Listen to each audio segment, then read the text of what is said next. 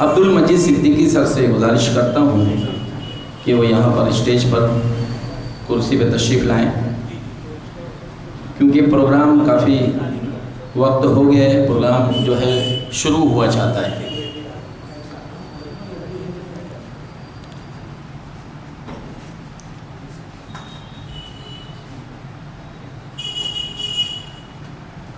اعوذ باللہ من الشیطان الرجیم، بسم اللہ الرحمن الرحیم۔ شروع اللہ کے نام سے جو نہایت ہی مہربان اور رحم والا ہے۔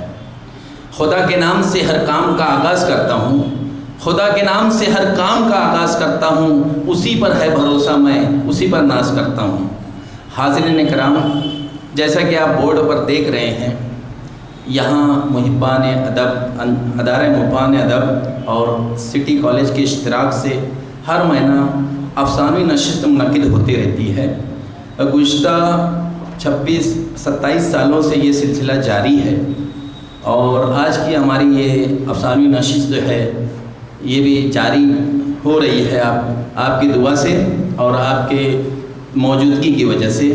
بہرکیف میں چاہوں گا کہ بلا تاخیر ہمارے اس پروگرام کو شروع کرنے کے لیے سب سے پہلے میں عبدالمجید آزاد صاحب، قاری عبدالمجید آزاد صاحب کو آواز دیتا ہوں کہ وہ یہاں تشریف لائیں اور قرأت سے ہماری اس محفل کا آغاز کریں، تاکہ اس محفل میں ایک روحانیت آ جائے اور یہ محفل جو ہے وہ کامیاب ہو جائے۔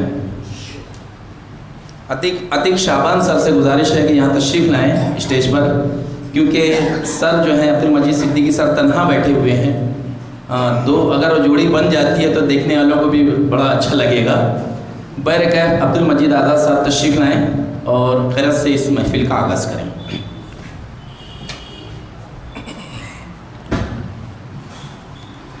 اعوذ باللہ من الشیطان الرجیم، بسم اللہ الرحمن الرحیم۔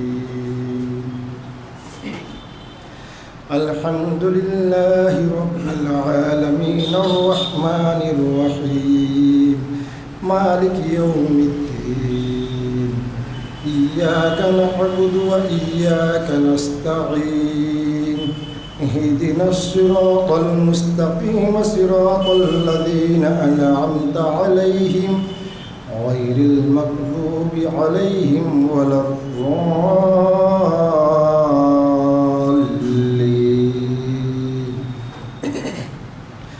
بسم الله الرحمن الرحيم، الف لام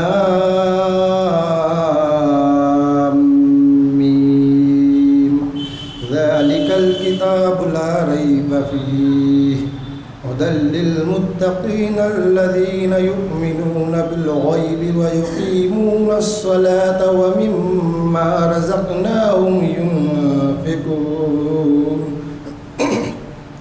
والذين يؤمنون بما أنزل إليك وما أنزل من قبلك وبالآخرة هم يوقنون، أولئك على هدى من ربهم وأولئك هم المفلحون۔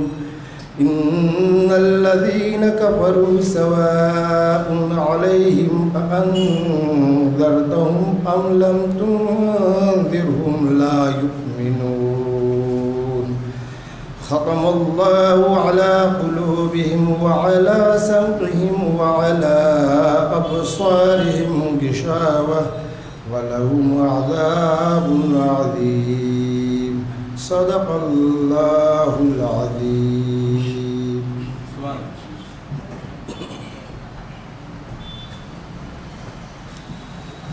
یہ بات میں نے بڑے احترام سے کی ہے، یہ بات میں نے بڑے احترام سے کی ہے کہ افتتاح تیرے نام سے کی ہے۔ حاضرین محفل، جہاں اللہ رب العزت کا نام آئے اور حضور اقدس صلی اللہ علیہ وسلم کا نام نہ آئے تو وہ محفل ادھوری رہ جاتی ہے۔ لہٰذا میں اپنے ان دو اشعار کے ساتھ آپ صلی اللہ علیہ وسلم کی نظر کرتا ہوں کہ نور پر مجھ کو نور لکھنا ہے، نور پر مجھ کو نور لکھنا ہے، زندگی میں ضرور لکھنا ہے، آسماں چاند کا ورق دے مجھے، اس پہ نام حضور لکھنا ہے۔ حاضرین محفل، کوئی بھی محفل بغیر نا خدا کے وہ جو ناؤ ہے وہ چلتی نہیں ہے۔ اسی طریقے سے کوئی بھی جو محفل ہوتی ہے، اگر اس میں صدر کا انتخاب نہ ہو تو محفل نہیں کہلاتی ہے، وہ دوستوں کا جمع غفیر ہوتا ہے، یا پھر دوستوں کی محفل ہوتی ہے جس میں آزادی ہوتی ہے کہ کوئی بھی ہنسے کچھ بھی کرے۔ لیکن یہ ادب کا مقام ہے، ہماری یہ ادبی نشست ہے، لہٰذا میں اس ادبی نشست کی صدارت کون کریں گے، اس کے نام کے اعلان کے لیے جناب نعیم سلیم سر سے گزارش کرتا ہوں یا تشریف لائیں اور ہمارے صدر کا انتخاب فرمائیں۔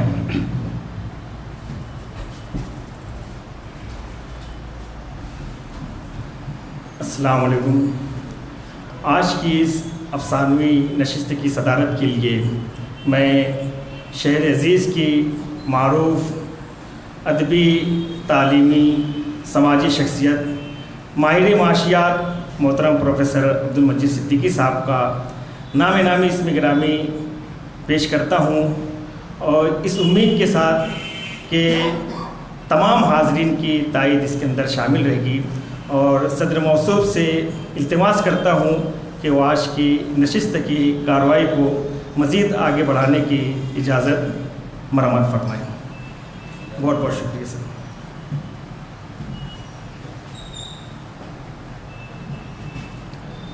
اس محفل میں سمجھتا ہوں بہت بڑی بھیڑ نہیں ہے، مگر بہت کم لوگ ہیں، مگر جو بھی لوگ ہیں وہ ایک آدمی سینکڑوں پر بھاری ہے، کیونکہ وہ اپنے جو گروپ ہے، اپنے جو کام ہے اس کے حساب سے اپنی نمائندگی کرتا ہے، اور باقی حضرات اور آنے والے ہیں، کیونکہ ادبی محفلوں کا یہ بھی معاملہ رہتا ہے کہ لیٹ شروع ہوتی ہے، اس لیے لوگ اطمینان سے کھا پی کر آتے ہیں۔ بہرکیف میں اپنی بات کو زیادہ طوالت نہ دیتے ہوئے اس بات کی طرف آتا ہوں کہ افسانوی نشست جو ہے کئی سالوں سے یہاں منعقد ہو رہی ہے، اور آج بھی آپ کے سامنے یہ بپا ہوا چاہتی ہے۔ تو یہاں پر آپ کے سامنے لکھا ہوا ہے کہ بھئی 4 قلمکار ہیں، یہ اپنے افسانے آپ کے سامنے پیش کرنے والے ہیں، اور حاضرین کو بھی اس میں شامل ہونے کی اجازت دی جاتی ہے، یعنی ان کے تنقید و تبصرہ کرنے، اس کے تعلق سے کچھ بولنے، اس کو مبارکباد دینے، یا کوئی نقطہ یا کوئی بات اگر آپ کو پسند آتی ہے افسانے میں تو آپ کھل کر برملا اس کا اظہار کر سکتے ہیں۔ تو یہاں پر ہماری افسانوی نشست جو ہے یہاں شروع ہو رہی ہے۔ سب سے پہلے میں چاہوں گا کہ ہماری ریشمہ بیگم صاحبہ یہ کرناٹک سے تعلق رکھتی ہیں۔ کرناٹک سے انہوں نے اپنا جو ہم نے عنوان دیا تھا، انہیں نشہ عنوان تھا۔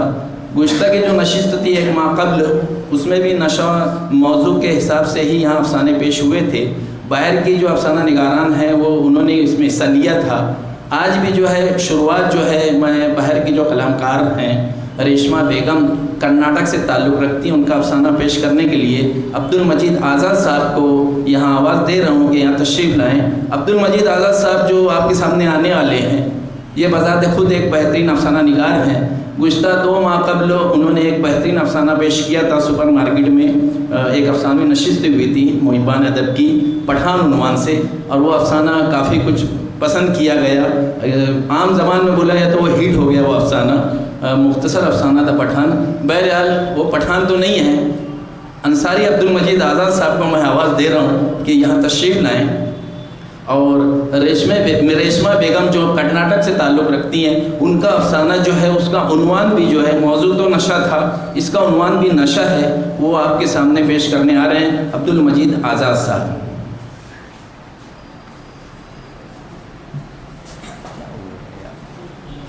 اسٹیج پہ کس کو ہارون اختر صاحب سے گزارش کرتا ہوں محبان ادب کے صدر یہاں اسٹیج پہ تشریف لائیں، اور احمد شفیق صاحب رکن محبان ادب وہ بھی یہاں تشریف لائیں، کیونکہ کیسا ہے کہ نشستیں خالی ہے وہ مناسب نہیں لگتی ہیں۔ ہمارے ہارون اختر صاحب میں سمجھتا ہوں گزشتہ 25-30 سالوں سے مسلسل افسانے لکھ رہے ہیں، اور ان کی کتاب بھی منظر عام پر آ چکی ہے، افسانوی مجموعہ۔ وہ یہاں تشریف رکھتے ہیں محبان ادب کے صدر ہارون اختر صاحب اور احمد شفیق صاحب۔ آپ بھی تشریف لائیں۔ احمد شفیق صاحب کے تعلق سے مالیگاؤں شہر میں خطاطی آپ کے سامنے ہے کہ بہت زبردست لکھتے ہیں، صرف کتابت ہی نہیں کرتے ہیں یا لکھتے ہی نہیں ہیں، بہترین فنکار ہے، بہترین افسانہ نگار بھی ہے اور محبان ادب کا ایک رکن ہے۔ مالیگاؤں شہر میں چوک چوراہوں پر جو پتھر بلیک پتھر ہوتا ہے اس میں چوک کا جو نام ہوتا ہے، اس کے علاوہ مساجد کے جو نام ہیں، اس کے علاوہ آپ قبرستان چلے جائیں، میں جہاں تک سمجھتا ہوں آدھے سے زیادہ جو کتبے لگے ہیں پتھروں کے ان میں ان کی کلاکاری نظر آئیں گی آپ کو، بہت ہی بہترین خطاط ہیں۔ اس سے پہلے ہمارے آج کے جو صدر ہیں وہ ویسے کسی تعارف کے محتاج نہیں، یہاں بیٹھا ہوا ہر شخص انہیں جانتا ہے۔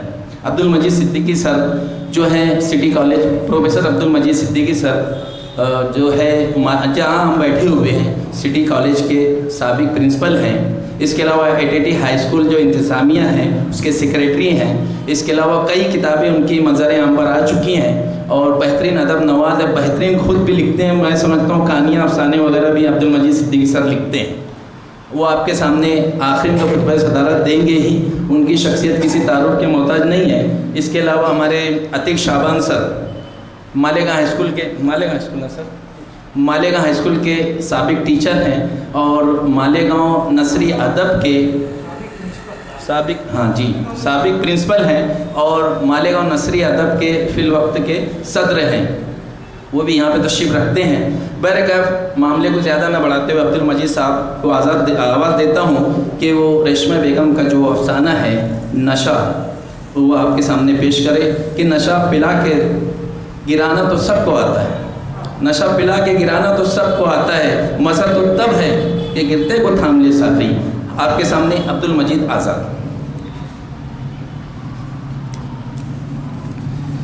افسانے کا عنوان ہے نشہ۔ فاروق سان اللہ سا دبلا پتلا نوجوان جس کی آنکھیں بڑی بڑی، ناک ستون، گول چہرہ، لمبا قد، پھرتیلا جسم، ایک اوسط درجے کا کار میکینک۔ فاروق جس کے گھر میں 3 بہنیں اور ماں باپ ہیں۔ فاروق کا نمبر دوسرا ہے، اس سے بڑی اس کی بہن جس کا نام سدرہ ہے۔ سدرہ نے BA تک تعلیم حاصل کی ہے، وہ ایک پرائیویٹ اسکول ٹیچر ہے۔ فاروق کے والد فالج کا شکار ہو گئے ہیں، وہ آئے دن بیمار رہتے ہیں، اس لیے گھر کی ساری ذمہ داری فاروق کے کندھوں پر آ گئی۔ فاروق میٹرک کے بعد اپنی تعلیم ترک کر کے میکینک کا کام سیکھا اور ایک چھوٹا سا گیریج ڈال کر گزارا کر رہا ہے۔ جیسے تیسے اس کنبے کا گزارا ہو جاتا ہے۔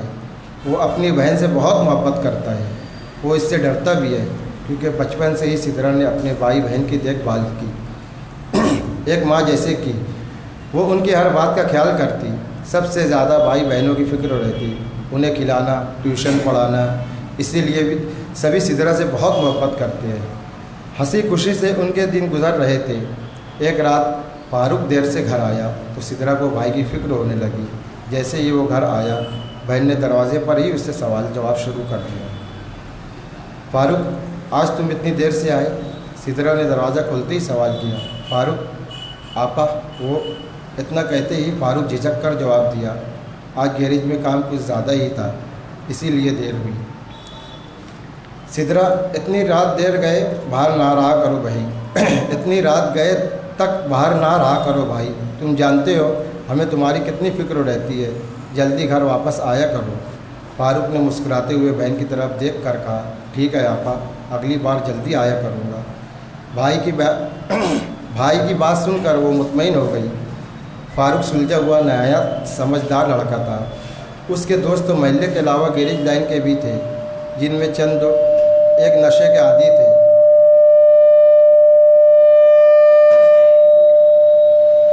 کوئی سگریٹ پیتا رہتا تو کوئی شراب کے نشے میں دھت رہتا۔ فاروق انہیں اکثر سمجھاتا کہ یہ ایک بری عادت ہے جو انسان کو موت کے دروازے تک لے جاتا ہے، لیکن وہ ہنسی مذاق میں اس کی بات اڑا دیتے اور فاروق سے کہتے کہ نشہ وہ چیز ہے جو انسان کی تھکان اور غم مٹھانے کے لیے بہترین ذریعہ ہے۔ 2-4 دن بعد ہی صحیح فاروق کی روٹین میں تبدیلی آتی گئی۔ اس نے بھی تھکان مٹھانے کے لیے شراب پینا شروع کر دیا اور شراب کی بدبو مٹھانے کے لیے پان کھا کر گھر آنے لگا۔ जिस पर माँ और सिदरा फारूक से नाराज़ होने लगी कि पान मत खाया करो, दांत खराब होते हैं, लोग आपके किरदार पर शक करने लगते हैं। लेकिन फारूक ने बहन और माँ की बात अनसुनी कर दी। दोस्त तो आया था, चाय के साथ पान मंगा लिया था, अगली बार नहीं खाता। इस तरह झूठ बोलकर वो अपना काम चलाता रहा। सिदरा को फारूक की आदत पर शक होने लगा। उसने एक रात फारूक को लड़खड़ाता देखा। उसने उससे कुछ न कहा और वो सारी रात रोती रही और अल्लाह से दुआ करती रही कि ऐ मेरे रब, मेरे मासूम भाई को इस बुराई से दूर रखना जो उसे बर्बादी की तरफ ले जाती हो। उसने बहुत रो रो कर दुआएं की। दूसरे दिन सुबह ही सिदरा ने पूछा, फारूक तुम ये कैसी हालत में आए थे घर? ऐसा क्या हुआ था भाई, तुम्हें शराब का सहारा लेना पड़ा? फारूक ने कहा, हाँ मैं बस थकान मिटाने के लिए थोड़ी सी पी ली थी, आज के बाद कभी हाथ न लगाऊंगा। फारूक गर्दन झुकाए कह रहा था। आज सवाल करते हुए सिदरा की आवाज़ रूंध गई। वो उसको रोता हुआ नहीं देख सकता था। सिदरा मुंह फेर कर वहाँ से चली गई। आज रात फारूक बहुत ज़्यादा नशा करके घर में दाखिल हुआ। आज उसकी माँ और बीमार बाप को मालूम हुआ कि उनका बेटा नशे का आदी हो चुका है।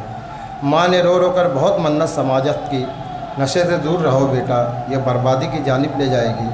फारूक माँ की बात अनसुनी करके अपने रूम में जाकर ज़ोर से दरवाज़ा बंद कर दिया। इसी तरह दिन गुजरते गए। आए दिन उनके घर में झगड़ने की आवाज़ें आने लगी। दोस्तों की बुरी सोबत ने फारूक को उसके घर और बहनों और वालिदैन की जिम्मेदारी से दूर कर दिया। अब वो पहले जैसा फारूक नहीं रहा। रात और दिन नशे में धुत रहता। न बहन उससे कोई बात करती और न वालिदैन। धीरे धीरे नशे का जहर उसे मौत के करीब ले जा रहा था। अब वो नशे का गुलाम बन गया था। नशा ने अब उस पर मुकम्मल काबू पा लिया था। फारूक की वजह से महल्ले वाले और रिश्तेदार भी सभी उसके घराने से अपना ताल्लुकात ख़त्म कर लिया था। बस इसी बीच उसके वालिद का इंतकाल हुआ। अब आए दिन माँ भी बीमार रहने लगी। घर की सारी जिम्मेदारी सिदरा के मासूम कंधों पर आ गई। सिदरा के लिए पहले तो इक्का दुक्का रिश्ता आया करता था। जब से फारूक नशे का आदी हुआ था वो रिश्ते भी आने बंद हो गए। उनकी मासूम बहनें भाई के नशे की भेंट चढ़ गई। नशे ने सब कुछ बर्बाद कर दिया।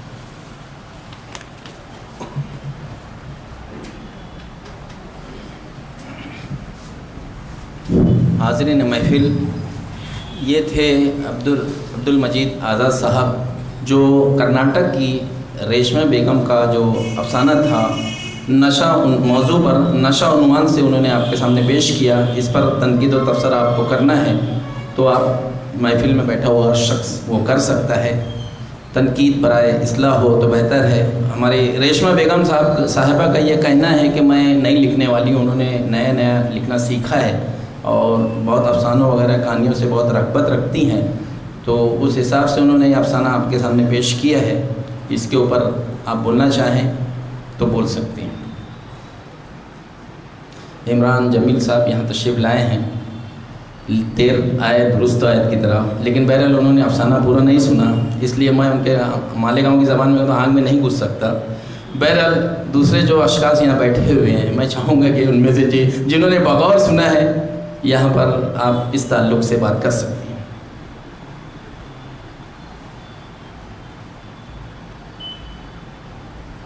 फ़ारूक राही साहब भी हमारी इस महफिल में आए हुए हैं, वेलकम मास्टर साहब हैं। इसके अलावा बहुत काफ़ी लोग हैं, डॉक्टर शहरोज़ खावर साहब, खालिद कुरैशी,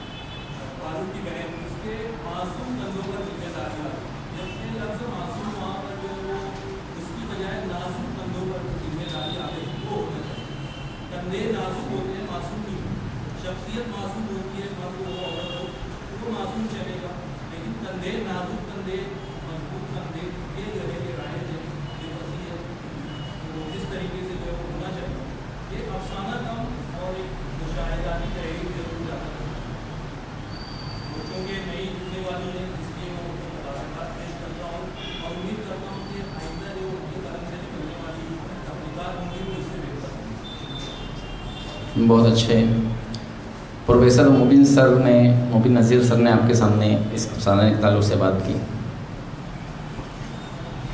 हारून अख्तर साहब आए हैं। मोहतरमा ने अपना जो अफसाना पेश किया, एक खातून की जो सोच होती है, माँ बाप बहन भाई ने बहन भाई का जो कर्ब उसके अंदर है, पूरी तवज्जो मैं समझता हूँ नशा उसी उन्वान पर उन्होंने लिखा है। एक बहन और भाई के कर्ब को लेकर लिखा है। बहन का रिश्ता आता रहता है जब तक कि फारूक काम धंधे पर रहता है, लेकिन जैसे जैसे ये नशे की तरफ आदी होता जाता है, बहन का रिश्ता आना भी बंद जाता है। यानी नहीं लिखने वाले मगर अफसाने को जो फ़नी लवाजिमात है, मैं समझता हूँ उसमें पूरी तरह मौजूद है। मैं मोहतरमा को मुबारकबाद पेश करता हूँ।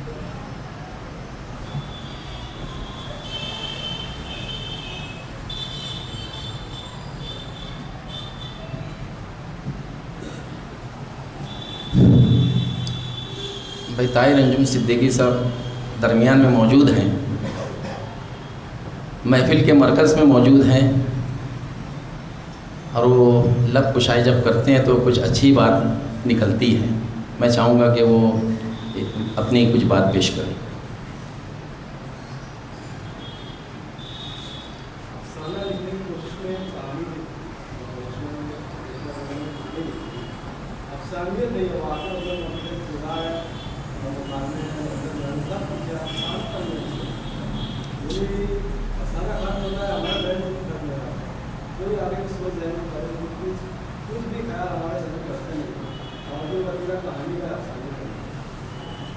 बहुत अच्छी बात, मुख्तसर मगर जामे बात ताहिर अंजुम साहब ने पेश किया आपके सामने।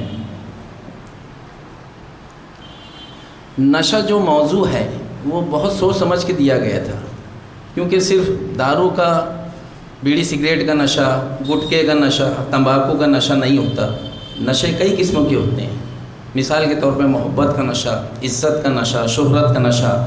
तो नशा जो है ये वाकई बहुत बड़ा कैनवस है, इस पे आप जो चाहे वो रंग भर सकते हैं।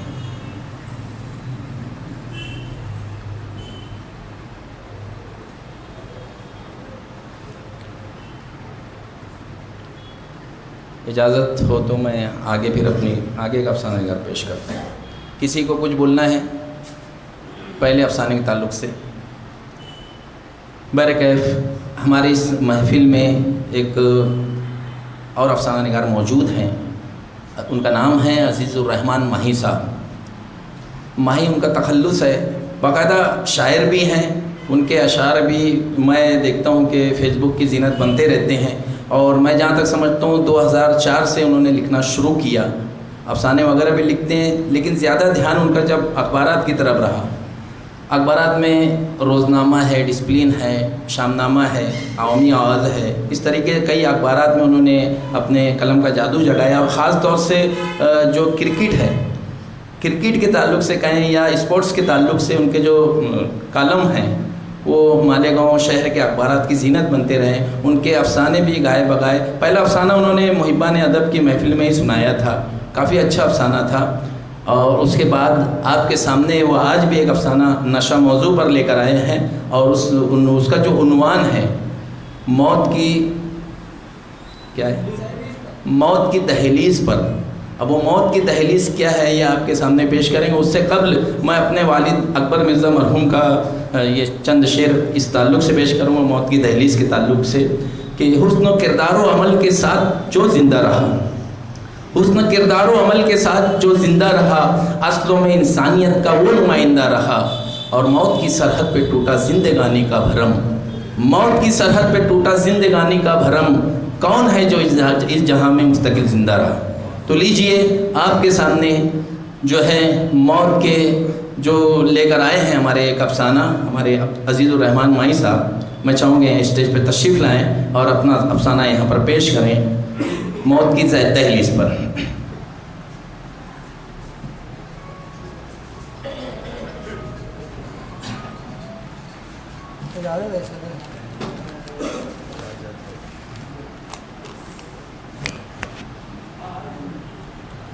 افسانے کا عنوان ہے موت کی دہلیز پر.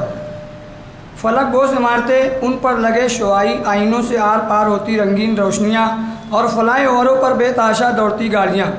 گھر پہنچنے کی آپاداپی میں مشینی انسانوں کی لامتناہی بھیڑ ویکینڈ پر اپنے اشرف المخلوقات ہونے کا احساس کرانے کو بے قرار تھی. امریکی خوشحالی کے لمبردار شہروں میں سے ایک لاس ویگاس کی رات اپنے شباب پر آنے کو ترس رہی تھی. قمار خانوں میں بھیڑ میں متواتر اضافہ ہو رہا تھا. نائٹ کلب میں جوانیاں رسنے کو آمادہ تھیں. ان سب سے بے خبر نیلی آنکھوں والی 28-30 سالہ نوجوان لڑکی ماریا ایک سڑک کے کنارے نشے کی حالت میں تقریباً اتنی ہی عمر کے نوجوان جیک کے شانوں پر سر ٹکائے بیٹھی تھی. جیک بھی پوری طرح نشے کی حالت میں تھا. دونوں ایک جیسے، گھر سے بھاگے، چور، جیلوں میں سزا کاٹے، منشیات کے عادی اور زندگی سے مایوس.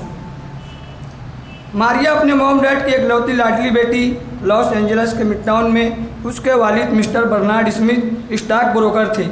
والدہ مسز میری اسمتھ گھر سے منسلک اپنی بیکری چلاتی تھی. بہت زیادہ رئیس تو نہیں، مگر پھر بھی شاد و آباد تھی اسمتھ فیملی. ماریا لاس اینجلس میں ایک اسکول میں پڑھتی تھی، ہاسٹل میں رہتی اور ویکینڈ پر گھر آتی تھی. اپنی 13ویں سالگرہ کے موقع پر اپنے ہی گھر میں رکھی گئی پارٹی کے دوران ایک سہیلی نے اسے ہیروئن کا ایک ڈوز لینے کے لیے اکسایا. والدین کے بے تحاشا پیار کے احساس نے اسے روک لیا، لیکن کچھ ہی دنوں بعد ایک سہیلی کی پارٹی میں وہ خود کو روک نہ سکی. پہلی مرتبہ اس نے نشیلے دھوؤں کو اپنے پھیپھڑوں میں اتارا. کچھ ہی پل میں پھیپھڑوں سے دل و دماغ تک خون لے جانے والی شریانوں نے اس کو مدمست کر دیا. نیم موندی آنکھیں، مستی کا عالم اور آسمان میں پرواز کا احساس. ماریا نے یہ سب پہلی بار محسوس کیا تھا.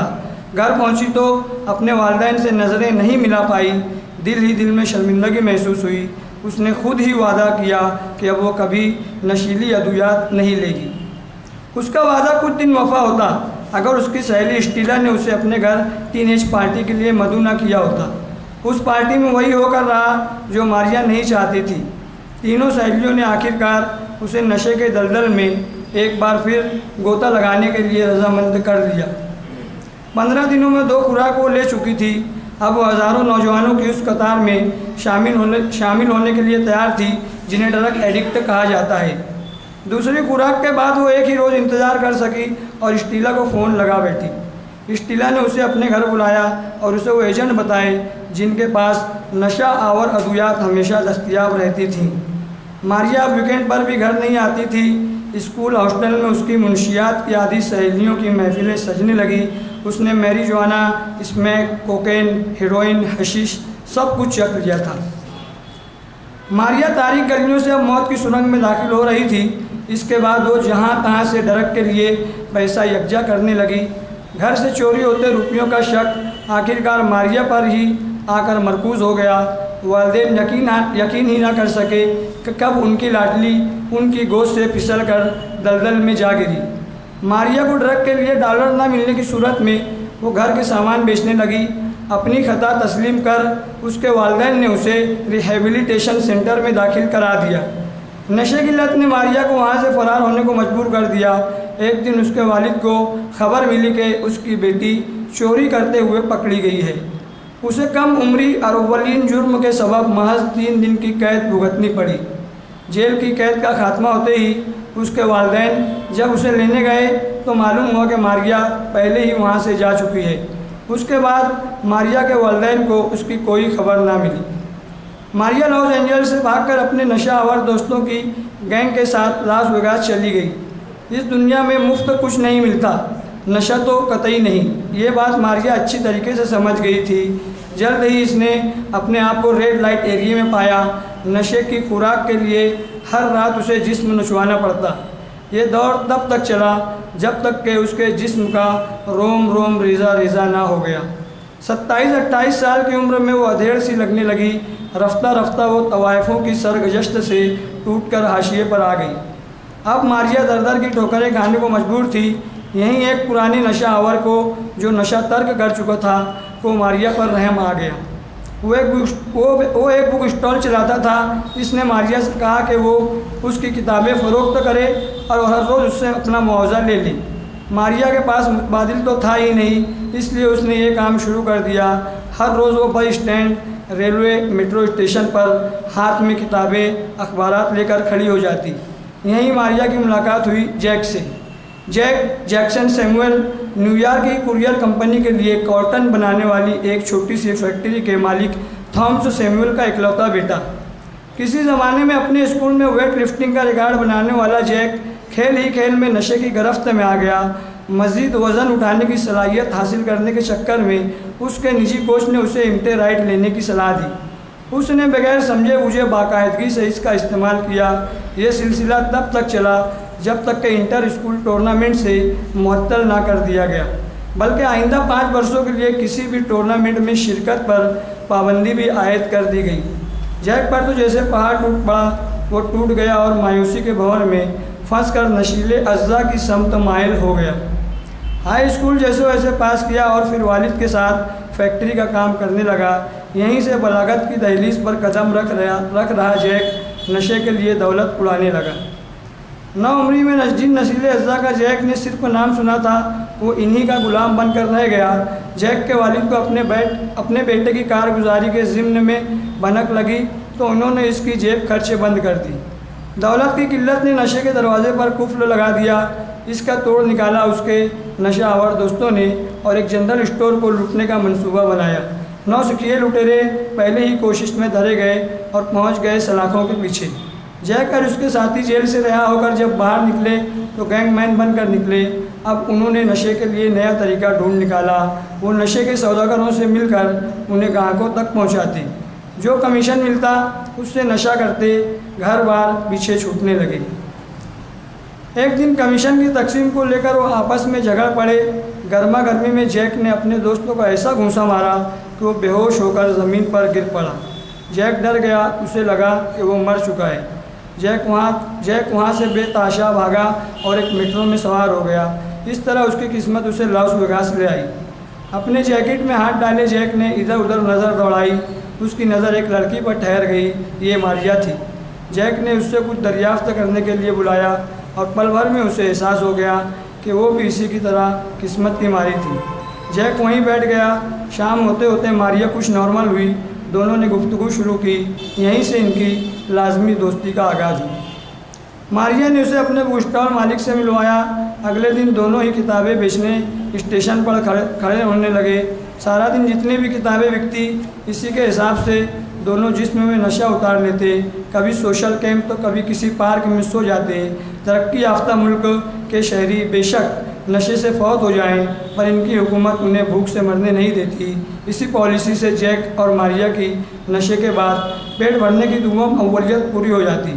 نشے کے سبب دونوں کو جسم میں گوشت تو صرف برائے نام رہ گیا تھا، بس یوں ہی دونوں زندگی گھسیٹ رہے تھے۔ دونوں میں ایک عجب سا پیار پروان چل رہا تھا۔ مکمل طور سے حسب حالات نشے میں دونوں کے اذہان و قلوب میں اپنا بچپن تیرنے لگتا۔ ماں باپ، دوستوں کے چہرے لہراتے ہوئے بادلوں کی طرح آسمان میں گھومتے ہوئے معلوم ہوتے۔ I am sorry mom, I am sorry dad, ایسے کچھ لفظ ان کی زبان سے نکل پاتے تھے۔ ایک دوپہر جب دونوں کے دماغ سے نشے کی خماری اتر رہی تھی، تبھی کچھ قوی نشہ آوروں کا گروپ آیا۔ گھنی داڑھی اور لمبی زلفوں والے یہ لوگ موٹر سائیکلوں پر آ کر اسی باغ میں بیٹھ گئے جہاں جیک اور ماریا گھٹنوں میں سر لٹکائے بیٹھے تھے۔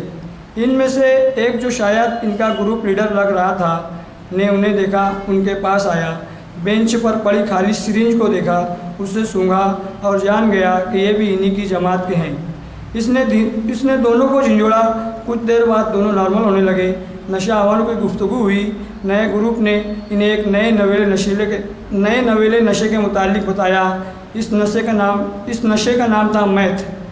گروپ کے لوگوں نے ان کی بیگ سے جو کچھ تھا اسے نکالا اور عوض میں میتھ کی 2 خوراک ان کی جانب اچھال دی۔ ان میں سے ایک بولا، یہ میتھ ہے، ادھر سے جسم میں سرایت کیا اور اندرون 2 منٹ میں ترنگ شروع۔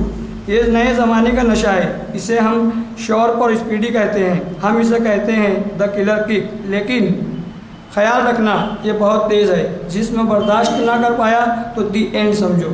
اتنا کہتے ہوئے وہ اپنی موٹر سائیکلوں سے تیز گھر گھر کی آواز کے ساتھ نکل گئے۔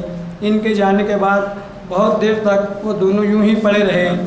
پھر جیک بولا، ماریا ہم ویسے بھی پریشان ہو چکے ہیں، لیٹس ٹرائی اٹ، شاید ہمارا جسم اسے برداشت نہ کر پائے۔ میں آج تم سے کچھ کہنا چاہتا ہوں۔ ماریا نے گردن اٹھائی اور جیک کو دیکھا۔ ماریا، میں نے اپنے دوستوں کے ساتھ دھوکہ کیا، سب کو فریب دیا۔ میں سب سے معافی مانگنا چاہتا ہوں، مام، ڈیڈ اور تمام دوستوں سے۔ میں نے انہیں دکھوں کے سوا کچھ نہیں دیا۔ جیک سسکیاں لینے لگا۔ سوری موم، سوری ڈیڈ۔ ماریا نے اسے اپنے شانوں کی اوٹ پر سنبھال لیا۔ جیک کی پشیمانی دیکھ کر ماریا کو بھی اپنا گھر، اپنے ممی پاپا کا چہرہ یاد آ گیا۔ دبے لفظوں میں کہا، موم، ڈیڈ، فارگیو می، فارگیو می۔ اس کے بعد کچھ دیر تک خاموشی چھائی رہی۔ جیک نے اپنے کانپتے ہاتھوں سے ماریا کی تھوڑی کو اٹھایا۔ ماریا، جیک بولا، ماریا اگر ہم اس نشے کو نہ جھیل پائیں تو مر جائیں گے۔ شاید پھر تم سے وہ نہیں کہہ پاؤں جو کہنا چاہتا ہوں۔ واٹ؟ ماریا نے کہا، I love you Maria, I love you. Jack ہمت کر کے بول ہی گیا، آئی لو یو ٹو۔ ماریا نے بھی قبول کیا۔ دونوں ایک دوسرے سے بے تحاشا لپٹ پڑے، بوسہ لیا، جیسس فارگیو اس کہا اور ہاتھوں سے کراس بنایا۔ جیک نے سرنج میں میتھ بھرنا شروع کیا۔ ماریا بھی ویسا ہی کرنے لگی۔ پہلے ماریا نے سرنج میں جان لیوا میتھ بھرا اور جیک کے جسم میں اتار دیا۔ یہی عمل جیک نے دہرایا۔ دونوں نے ایک دوسرے کو سہارے خود کو ٹکا دیا۔ کچھ ہی منٹوں میں دونوں مدہوش ہو گئے۔ نیم مندی آنکھوں میں اپنے اہل خانہ کے عکس ابھرنے مٹنے لگے۔ دونوں نے محسوس کیا کہ سب کچھ خاموش، بالکل خاموش ہوتا جا رہا تھا۔ یک لخت جیسے دو مردہ جسموں میں اتنی ہیجانی قوت جیسے سمندر میں شورش پیدا ہو گئی ہو۔ ایک لہریں دوسری لہروں کو ہم آگوش کرنے اور ایک دوسرے میں خود کو جذب و فنا کرنے میں مصروف کار ہو۔ اور جب شورش زدہ سمندر پرسکون ہوا تو آنکھیں بند ہوتی گئی، وہ آنکھیں جو کچھ ساعت پہلے محبت کا اظہار اور عہد و پیمان کیے تھے۔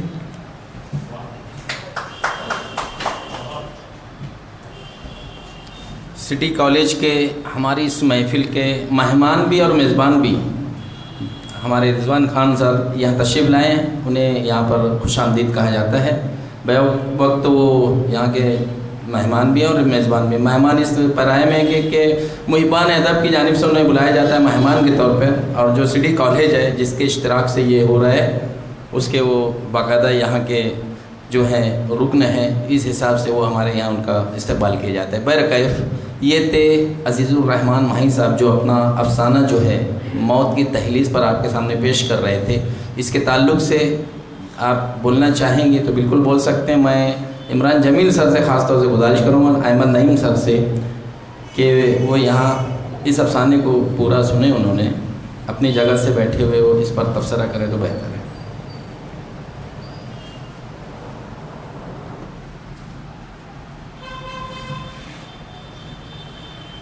عزیز الرحمان ماہی صاحب نے جو افسانہ پیش کیا ہے موت کی دہلیز پر، میں ان کو اس معنوں میں مبارکباد دوں گا کہ ہم لوگ جب 8ویں 9ویں 10ویں میں کتابوں کو پڑھنا شروع کیا، نیا رخ، عمران ڈائجسٹ اور اس طرح کی کتابوں میں جو انگریزی کی جو کہانیاں آیا کرتی تھی انگریزی مصنفین کی، تینوں نے بالکل ہو بہو اسی قالب میں ویسے ہی کرداروں کا استعمال، ان کی نفسیات مجھے شدید حیرت ہے۔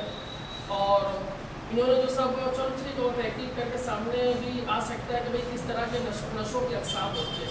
آج ہمارے پاس گوگل ہے اور دیگر چیزیں ہیں، اور لیکن انہوں نے جتنے خوبصورت جو جملے بھرتے ہیں، گھر دبوچا، مصروف کار، ایسے یہ سارے جو لفظوں کی جو تراکیب ہوا کرتی تھی، یہ میں نے وہ ڈائجسٹی ادب میں ہمیشہ دیکھتا رہا ہوں اور میں نے ہمیشہ پڑھا تھا۔ تو یہ پورا جو منظر نامہ اس میں اگر دیکھا جائے تو ایک منزل کے قلمکار کی مجھے کہانی نظر آتی ہے، اور آپ نے بالکل اسی ادب میں اپنی کہانی کو لکھنے کی پوری کوشش کی ہے۔ لیکن چونکہ 2011 میں اور 2015 میں آپ کے اوپر اس طرح کی کہانیوں کی میں جو بھی کہوں اس کا الزام لگ چکا، جس کا آپ نے اعتراف بھی کیا تھا۔ اور ہمارے صدر تھے عبداللطیف جعفری صاحب، پیراڈائز میں نشست ہوئی تھی، وہاں پہ آپ نے کچھ پانی عنوان سے ایک افسانہ سنایا تھا۔ या अफसाने के नाम शायद मैं भूल रहा हूँ, तो उसमें इतने सारे कॉन्ट्रडिक्शन मौजूद थे जो आपकी अफसानवी जो आपका सफ़र आए, आपने जिस तरह के जो हिंदी कालिब में लिखे हुए यानी हिंदुस्तानी कालिब में लिखे हुए जो अफसाने हैं उसमें जो ज़बान इस्तेमाल की जाती है, जिस तरह का कैरेक्टराइजेशन होता है, उसके बिल्कुल मुखालिफ आपको उन जो अफसानों में मैंने उन चीज़ों को पाया था और मैंने उसका बरमला इजहार किया था।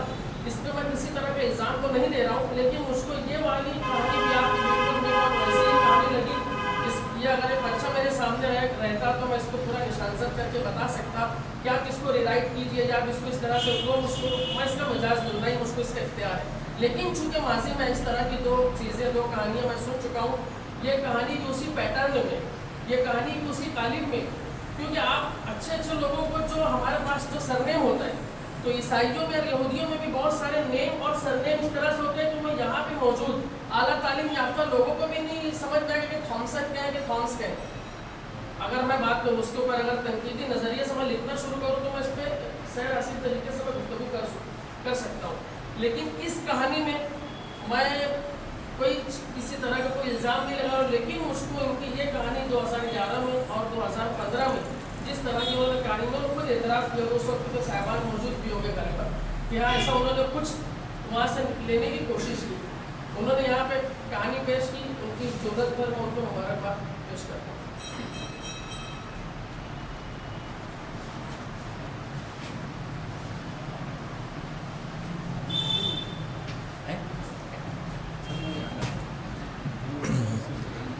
अज़ीज़ुर-रहमान माही साहब ने जो अफसाना पेश किया मौत की दहलीज पर, मेरे ख़्याल से नशा उन्वान पर पहला अफसाना था ये।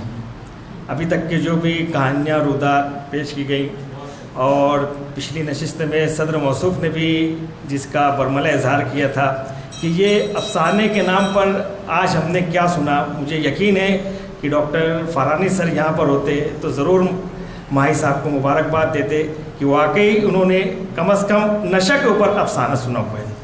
और ये हमारे लिए एज़ाज़ की बात है कि हमारे शहर से सबसे कम उम्र फ़नकार ने इतना खूबसूरत अफसाना पेश किया। जैसा कि अहमद नईम साहब ने कहा था कि नशा के ताल्लुक़ से, तो वैसे ही मैं अज़राए मजाक पूछता हूँ कि इन तमाम चीज़ों को आप इस्तेमाल कर चुके हैं क्या? हमारे सामने पहली मरतबा सब ये नाम आए जितने भी नशा के मुतालिक चीज़ें एक के बाद एक जो बयान करते चले गए, क्या तराकीब इस्तेमाल किए यार, बहुत अच्छे लफ्ज़ियात का इस्तेमाल देखो, तशबीहात, तराकीब, इस्तिहाराती ज़बान, वाकई बहुत खूबसूरत अंदाज में माही साहब ने अपना अफसाना पेश किया, जिसके लिए मैं उन्हें मुबारकबाद पेश करता हूँ। बहुत बहुत शुक्रिया। अब्दुर्रहमान अख्तर साहब।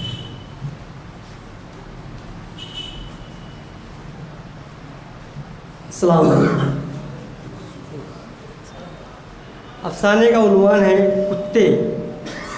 शाम का सुरमई रंग हर सू फैलता जा रहा था, सूरज और बादल आँख मिचौली खेल रहे थे, परिंदों के गोल अपने आशियानों को लौट रहे थे। पहाड़ के दामन में मौजूद पगडंडी के दोनों तरफ घने दरख्त हवा के थपेड़ों से झूम रहे थे, पत्तों के आपस में टकराने से मुख्तलिफ साज उभर कर फ़िज़ा को सहर अंगेज़ बना रहे थे।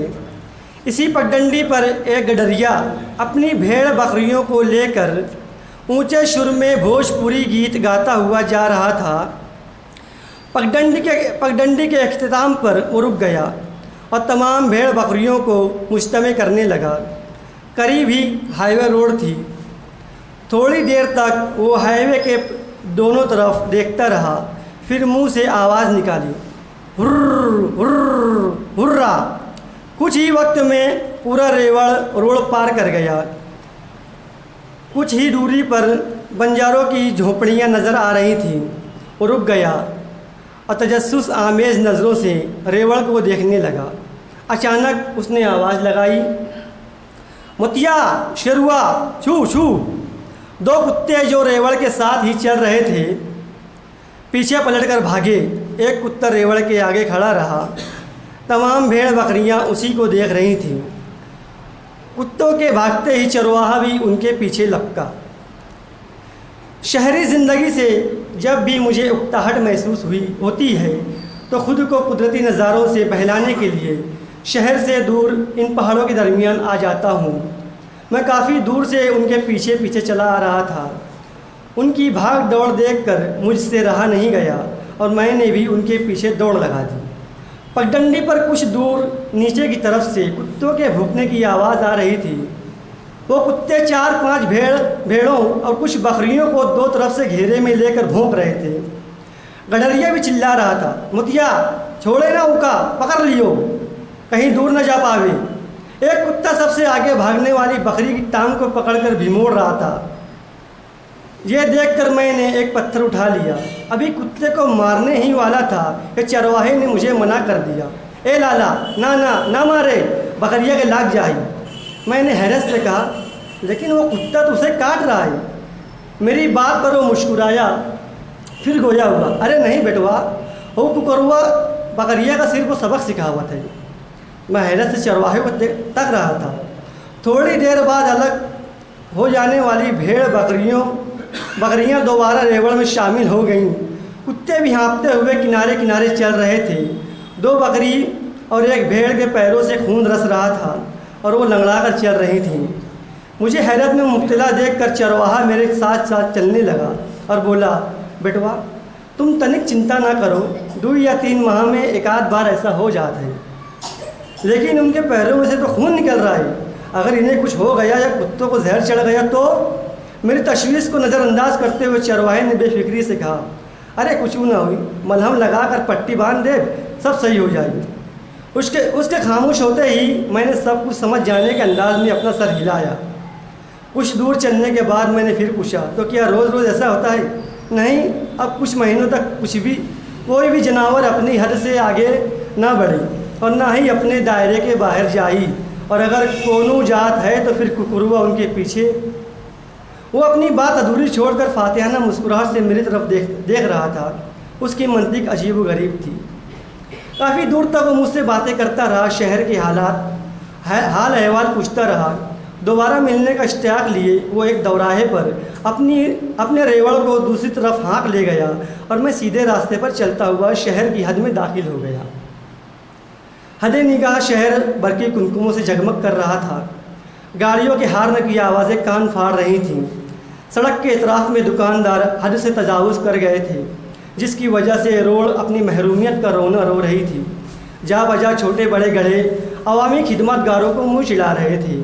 میں ان سب چیزوں میں الجھا ہوا چلا جا رہا تھا کہ ایک مانوس آواز میرے کانوں سے ٹکرائی، الطاف۔ میں نے مڑ کر دیکھا، رشید ہوٹل پر بیٹھا ہوا مجھے آواز دے رہا تھا۔ میں مسکراتے ہوئے اس کے پاس گیا۔ اس نے مجھ سے ہاتھ ملاتے ہوئے پڑوس کی کرسی پیش کی۔ کرسی پر بیٹھتے ہی ملازم چائے لے کر آ گیا۔ میں چائے کی چسکی لیتے ہوئے رشید کی طرف دیکھنے لگا۔ اس کا چہرہ کچھ بجھا بجھا سا لگ رہا تھا۔ کیا بات ہے بھائی، آج کچھ پریشان نظر آ رہا ہے؟ ہاں یار الطاف، میرا بیٹا اسمارٹ موبائل لینے کی بہت ضد کر رہا ہے۔ بیمار ماں کا علاج اور بیٹی کی شادی کا انتظام بھی کرنا ہے، کچھ سمجھ نہیں آ رہا کیسے سب کروں۔ وہ بول رہا تھا، اس کے الفاظ سے مایوسیاں آیا تھیں۔ جب خاموش ہوا تو چہرے پر پھیکی مسکراہٹ۔ میں نے اس کی پیٹھ تھپتھپائی اور پر امید لہجے میں کہا، کوئی بات نہیں ہے یار، ابھی ہم چلتے ہیں حاجی صاحب کے پاس، ان کی دکان سے قسط والی میں موبائل لے لیں گے۔ نہیں یار، اب میں ان کے پاس نہیں جانا چاہتا، ابھی میں وہیں سے ہو کر آ رہا ہوں، وہ 12,000 والا موبائل 18,000 کا دے رہے ہیں۔ اس کی آواز میں غصہ پوشیدہ تھا۔ پھر اب تم کیا کرو گے؟ میرے استفسار پر وہ کچھ دیر خاموش رہا، پھر دوبارہ گویا ہوا، اب میں موبائل بھی نقد لوں گا اور ماں کا علاج بھی کراؤں گا۔ ڈاکٹر نے کہا ہے کہ سرکاری اسکیم میں ماں کا آپریشن مفت ہو جائے گا، لیکن مکمل کارروائی کے لیے مجھے 40,000 دینا ہوں گے۔ میں اسی کے لیے یہاں بیٹھا ہوں۔ وہ چپ ہو گیا، لیکن وہ اس کے چہرے کو سوالیہ نگاہوں سے تکتا رہا۔ پھر اس نے مزید آگے کہا، آج ماٹا صاحب سے بات ہوئی ہے، وہ کسی بڑے سیٹ کو لے کر ابھی آئیں گے، کچھ نہ کچھ انتظام تو ہو ہی جائے گا۔ اس کے اداس چہرے پر امید افزا مسکراہٹ پھیل گئی تھی۔ اس کے ساتھ ہی میں بھی مسکرانے لگا۔ پھر معلومات کے لیے سوال اور پوچھ لیا، کون ماسٹر؟ وہی یار جو سرکاری اسکول میں پڑھاتے ہیں اور شام کو پرائیویٹ اسکول کے بچوں کو ٹیوشن بھی دیتے ہیں۔ سلیم سر، سلیم ماسٹر۔ اس کا جواب سن کر میں نے کہا، اچھا میں پہچان گیا، ٹھیک ہے آنے دو، انہیں دیکھتے ہیں کیا ہوتا ہے۔ میں ماسٹر کو جانتا تھا، وہ اکثر کسی نہ کسی کے کام آتے رہتے تھے۔ تھوڑا انتظار کرنے کے بعد ماسٹر ایک بار اور شخصیت کے ساتھ نظر آئے۔ آتے ہی انہوں نے ہمیں سلام کیا اور خالی رکھی کرسی کو ہمارے پاس کھینچ کر بیٹھ گئے۔ چائے پینے کے بعد تھوڑی دیر ادھر ادھر کی باتیں کرتے رہے۔ پھر ماسٹر جی نے 2 سگریٹ کو ایک ساتھ آگ دکھاتے ہوئے رشید سے پوچھا، ہاں بھائی رشید بولو کتنا لگ رہا ہے؟ یہ بھولا سیٹھ ہیں، انشاءاللہ تمہارا کام ہو جائے گا۔ سگریٹ سلگا کر ایک سگریٹ بھولا سیٹھ کو پیش کر دیا اور دوسرے کو اپنے ہونٹوں کے ایک کنارے دبا لیا۔ ماسٹر کے الفاظ سے مجھے ایسا لگ رہا تھا کہ شاید اب رشید کی پریشانی ختم ہو جائے گی۔ میں ان کی باتوں کو دلچسپی سے سن رہا تھا۔ رشید چند لمحے خاموش رہا، اس کے چہرے پر جھجک آیا تھی۔ شاید بھولا سیٹھ نے مجھے محسوس کر لیا تھا۔ انہوں نے کہا، رشید تم ٹینشن مت لو، بے جھجک بولو تمہیں کتنا چاہیے؟ جی 1 لاکھ تک کر دو، کام چل جائے گا، رشید نے بہت ہلکی آواز میں کہا تھا۔ ماسٹر مسکرایا، بس میں تو سمجھا تھا کہ خیر کوئی بات نہیں۔ ہاں بھولا سیٹھ بولو کیسے کریں گے؟ ماسٹر نے آخری جملہ سیٹھ کی طرف دیکھتے ہوئے کہا۔ سیٹھ کچھ وقفہ خاموش رہا، سگریٹ کا ایک لمبا کش کھینچا، پھر دھوئیں کے مرگولے منہ سے خارج کرتے ہوئے بولا، پان ٹپری والے صابر کو بلا لو، اس کی گاڑی ہم خرید کر رشید کو دے دیتے ہیں۔ رشید کرسی پر کسمسانے لگا۔ میں بھی حیران تھا کہ یہ کیا رشید کو روپیہ لگ رہا ہے اور سیٹھ اسے گاڑی دلا رہے ہیں۔ رشید کچھ بولنے ہی والا تھا کہ ماسٹر نے اسے چپ رہنے کا اشارہ کیا اور ہوٹل سے لگ کر بنی ہوئی پان ٹپری پر بیٹھے ہوئے صابر کو آواز دی۔ صابر جب قریب آیا تو بھولا سیٹھ نے اسے 500 کے نوٹ والی 2 گٹھیاں اس کے حوالے کی اور کہا، ہم تمہاری 2 ویلر وقتیہ 1 لاکھ کی خرید رہے ہیں، اس کی چابی دو۔ صابر نے خوشی نوٹ کے بنڈل لے کر اپنی پینٹ کے جیب میں اڑسائے اور چابی حوالے کی، پھر واپس جا کر پان شاپ پر بیٹھ گیا۔ سیٹھ نے گاڑی کی چابی اور 1000 روپیہ رسید کو دیتے ہوئے کہا، یہ گاڑی ہم تمہیں 1 سال کی مدت کے لیے 1,30,000 روپئے میں دے رہے ہیں، 1 سال کے اندر تم یہ رقم ہمیں لوٹا دینا۔ یہ توڑ جوڑ دیکھ کر میں جتنا حیران تھا اس سے زیادہ رشید پریشان تھا اور وہ دونوں ہمیں دیکھ کر مسکرا رہے تھے۔ آخر کار رشید نے سوال کر ہی دیا، یہ گاڑی اور 1000 روپیہ، اس کا میں کیا کروں گا؟ مجھے تو گاڑی نہیں چاہیے۔ ماسٹر نے رشید کے استفسار پر اسے سمجھاتے ہوئے کہا، رشید ہمیں پتہ ہے کہ تمہیں روپیہ چاہیے، اسی لیے تو بھولا سیٹھ نے چابی کے ساتھ ہی 1000 روپیہ بھی تمہیں ہی دیا ہے۔ تم یہ گاڑی صابر کو واپس کر دو، وہ تمہیں 99,000 روپئے واپس کر دے گا۔ ماسٹر کے وضاحتی بیان سے میں مسکرانے لگا اور رشید بھی کھلکھلا کر ہنس پڑا۔ ہم دونوں اڑ کر صابر کے پاس گئے، اسے 1000 روپیہ اور چابی واپس کر دی۔ اس نے ہمیں نوٹوں کی 2 بنڈل دیتے ہوئے معنی خیز مسکراہٹ سے پوچھا، ہو گیا کام؟ ہم لوگ بھی مسکرا دیے۔ ابھی ہم نوٹ گن ہی رہے تھے کہ روڈ پر بھگدڑ مچ گئی، کئی لوگ زخمی حالت میں ادھر ادھر بھاگ رہے تھے۔ ہم لوگ جہاں کھڑے تھے وہاں بھی کئی پتھر آ گرے۔ میں نے دیکھا کہ کئی لوگوں کی طرح بھولا سیٹھ اور ماسٹر بھی کہیں چھپنے کی جگہ تلاش کر رہے ہیں۔ بھولا سیٹھ کا چہرہ خون سے تر ہو رہا تھا اور ماسٹر نے اس کے ماتھے پر رومال رکھا ہوا تھا۔ ہم پان ٹپری کے پیچھے جا کر کھڑے ہو گئے۔ وہاں پہلے سے 2-3 بزرگ موجود تھے۔ ایک بزرگ نے ہمیں جگہ دی اور ہم پتھراؤ سے محفوظ ہو گئے۔ سڑک پر بہت شدید پتھر بازی ہو رہی تھی۔ بیچ میں کانچ کی بوتل ٹوٹنے کی آواز کے ساتھ ہی کسی نہ کسی زخمی کی آواز بھی آ رہی تھی۔ وہ بزرگوں آپس میں بات کر رہے تھے۔ ایک نے کہا، یہ اچانک کیا ہو گیا، کچھ سمجھ میں نہیں آیا۔ دوسرے بزرگ نے کہا، ارے جمال، یہ لوگ کئی دفعہ کوشش کر چکے ہیں کہ اس شہر میں فساد ہو، لیکن ہر بار کچھ نہ کچھ مصلحت ان کی سازش ناکام ہو جاتی ہے۔ ہاں یار، یہ بات تو ہے، میں خود اس سے متعلق کئی بار سوچ چکا ہوں۔ ہمیشہ سے تو یہ لوگ خاموشی سے دیوی کی یاترا کرتے ہیں، واپس چلے جاتے ہیں، لیکن انہیں آج کیا ہو گیا ہے؟ جبکہ مسلم نوجوان تم کے کھانے پینے کا بھی بندوبست کرتے ہیں۔ جمال صاحب نے ان کی بات سے اتفاق کرتے ہوئے نیا سوال قائم کر دیا۔ دور کہیں سے پولیس کی گاڑی کا سائرن بج رہا تھا۔ بھگدڑ اور تیز ہو گئی۔ ڈی جے کی آواز کے باوجود مخالف کو اکسانے والے نعرے صاف سنائی دے رہے تھے۔ تیسرے بزرگوں نے دونوں کی باتوں کو آگے بڑھاتے ہوئے کہا، یہ نظریاتی کتے ہیں، دنیا کے ہر کونے میں موجود ہوتے ہیں، موقع ملتے ہی مسلمانوں کو کاٹ لیتے ہیں۔ اے بھائی بس کر یار، اتنا گاڑا گیان مت دو، मैं ये मानता हूँ कि ये कुत्ते हैं, लेकिन ये कुत्ते हमें तभी काटते हैं जब हम अपनी औकात भूल जाते हैं, जब हम अपनी दीनी हिसाब से बाहर निकल जाते हैं। इस बुज़ुर्गों की बात सुनकर मैं चौंक गया। मुझे चरवाहे की मंतिक समझ में आ गई। ये पत्थर मारने वाले, मुसलमानों को नुकसान पहुंचाने वाले, इन्हें काटने वाले आफाकी कुत्ते हैं जो राह से भटके हैं, अपने हिसाब से बाहर निकल गए हैं। इन्हें वापस सही रास्ता दिखाने वाले कुत्ते हैं। शुक्रिया।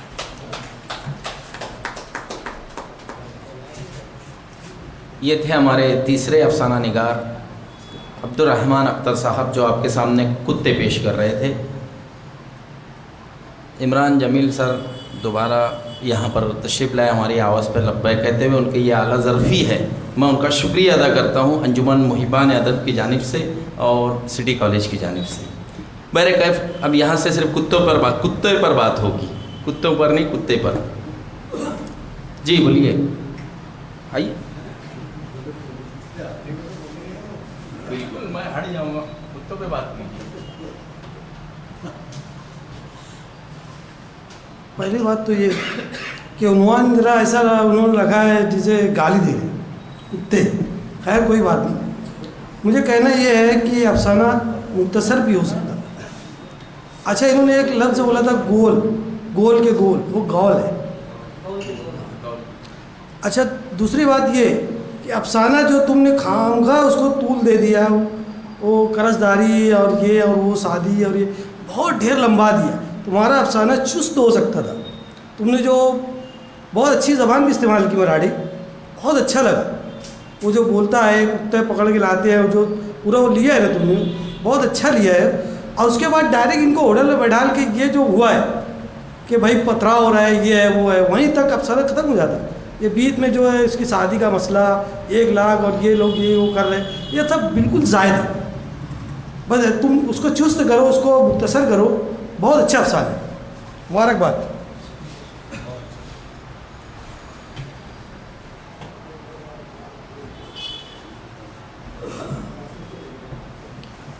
और इस अफसाने के ताल्लुक़ से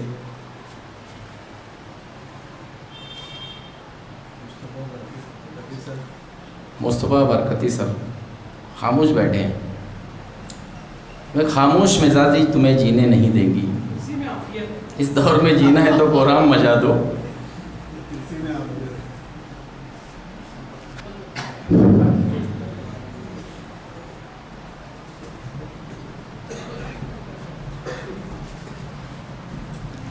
अब्दुर्रहमान अख्तर का अफसाना कुत्ते। ये अफसाना शुरू हुआ तो मैं समझा कि ख़त्म हो जाएगा अभी, लेकिन धीरे धीरे अफसाना चलने लगा और मैं भी मजीद अनवर की एक कहानी सुर्ख रुमाल वाले के साथ बहने लगा। अब सुर्ख रुमाल वाले जो अफसाना है उसके अंदर उसको किरदार को गली गली दौड़ाते हुए ले जा रहे हैं लोग, और मालूम ये होता है कि एक शहर के अंदर 2 बैलों की लड़ाई हो रही है, जो फ्रांस के अंदर वो खेल खेला जाता है। वो लाल रुमाल उसको बताकर और भागते रहते हैं, वो भाग रहे हैं और उसके बाद फिर ज़िंदगी की कहानी आ जाती है। ये अपने मतलब रोज़मर्रा की में भाग रहा है। मैंने मजीद अनवर साहब से पूछा, बोले ये कहानी मुझे समझ में नहीं आई। तो उन्होंने कहा कि जो फ्रांस के अंदर जो वाक़या हुआ था, तो ये वहाँ का कौमी खेल है, वो बैल का वो हाँ। तो उस दौरान मुसलमानों के साथ फ्रांस में भी वही हुआ था। उन्हें बेतरह एक बंद गली के अंदर फंसा दिया गया था। उन्होंने उस अलामत को लिया था, और जब ये अफसाना बिहार के अंदर गया में छपा तो शमसुर रहमान फारूकी ने मजीद अनवर से कहा कि ये कहानी मुझे तो आप तो मतलब ने मेरे रिसाले के लिए कहानी लिख रहे हैं, लेकिन मजीद अनवर अपने नज़रियात की वजह से वो कहानी शमसुर रहमान फारूकी के रिसाले सफ़ून में नहीं दिए। देखो, ये रहता है एक नज़रिए के साथ चलना। अब्दुर्रहमान अख्तर की कहानी भी ऐसी थी कि मतलब कुत्ते भौंक रहे हैं, चल रहे हैं, और मेरे कानों में मणिपुर जो जल रहा है उसकी आवाज़ें आने लगी। मैं वहाँ पहुँच गया। मैं बोला मतलब ये पूरे सियासतदानों को इन्होंने तो अलामत जो बड़े सियासत जो नेशनल पैमाने के ऊपर जो पॉलिसी इख्तियार कर रहे हैं, जो बंद गली के अंदर मुसलमानों को ला रहे हैं, ये तो वहाँ पे मैं फंस गया इस अफसाने के अंदर। बहरहाल बहुत अच्छा अफसाना है। कुछ अफसाने की असलूब होती है, टेक्निक होती है। आप हर अफसाने को सिर्फ अपने जहन में जो बसा है, जो निसाब में हमको समझा दिया गया है, वो अफसाना नहीं होता है। अफसाना 2 और 2 5 होता है। अफसाना महसूस करने का नाम है, हल करने का नाम नहीं है। हल तो आप रियाजी का एक सवाल भी नहीं करते हैं। रियाजी के सवाल में सिर्फ ये बता दिया गया है, ये जब दुनिया बनी तो ये बता दिया गया कि 2 और 2 4 होता है, तो पूरी दुनिया आखिरी आने वाला बच्चा भी उसको 2 और 2 4 बोलेगा, क्योंकि ये निसाब में शामिल किया गया है, ये तुमको बता दिया गया है। मैं भैया अफसाने के ऊपर आ रहा हूँ। देखिए, महीने में 1 मरतबा अफसाने में नसीहत तो होती है, तो मेरा मतलब ये है कि मुकालमा भरपूर हो जाए, कोई दिल में बात ना रहे। हम होटल के ऊपर जो बात करते हैं वो यहाँ अफसाने में नसीहत तो मुकालमा होना चाहिए कारी और कलमकार के दरमियान में।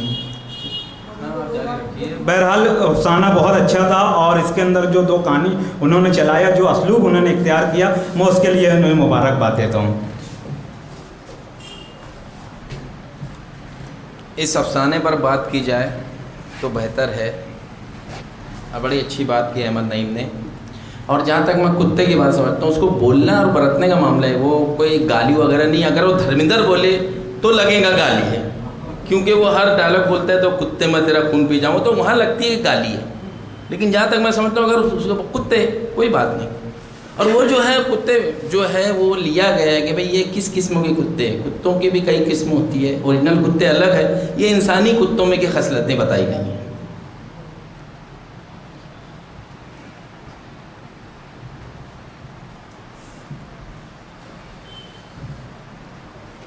चंगेज़ खान की बेटी के हवाले से मैंने कहीं पढ़ा था कि जब मुसलमानों का गलबा ख़त्म हुआ तो उसकी बेटी ने किसी से पूछा था कि तुम तो ये कि अल्लाह ने तुमको इक़्तिदार के लिए पैदा किया है, खलीफा बनाकर पेश किया है, तो अभी तो तुम लोग महकूम हो, हम लोग तुम पर हाकिम हैं। तो उसने एक हवाला दिया था कि आप भेड़ों और बकरियों के रेवड़ों को देखते हैं, उनके साथ चरवाहे के साथ जो है ना कुत्ते भी रहते हैं। तो जब कोई भेड़ या बकरी रेवड़ से दूर होती है तो चरवाहा उस पर कुत्ते को छोड़ देता है, वो उसको वापस रेवड़ में डालती है। तो तुम लोग भी हमारे लिए अल्लाह के छोड़े गए कुत्ते हो, जब हम लोग अपनी असलियत पर आएंगे तो दुनिया पर हाकिम होंगे। तो अब्दुल रहमान ने जब इब्तिदा की अफसाने की तो मेरे ज़हन में वही वाक़या याद आ रहा था, और बहुत अच्छे ढंग से उस मंज़र को बयान किया अब्दुल रहमान ने। मैं तो सोच रहा था कि उसको और तूल देते, वो बहुत अच्छा लग रहा था वो अफसाना वहाँ पर। लेकिन अचानक जो तब्दीली होती है वो खटकती भी है, और बहुत देर तक उन कुत्तों की तलाश होती है। वो कुत्ते कहीं दूर तक नज़र नहीं आते अफसाने में, लेकिन जब नज़र आते हैं तो कमाल नज़र आते हैं।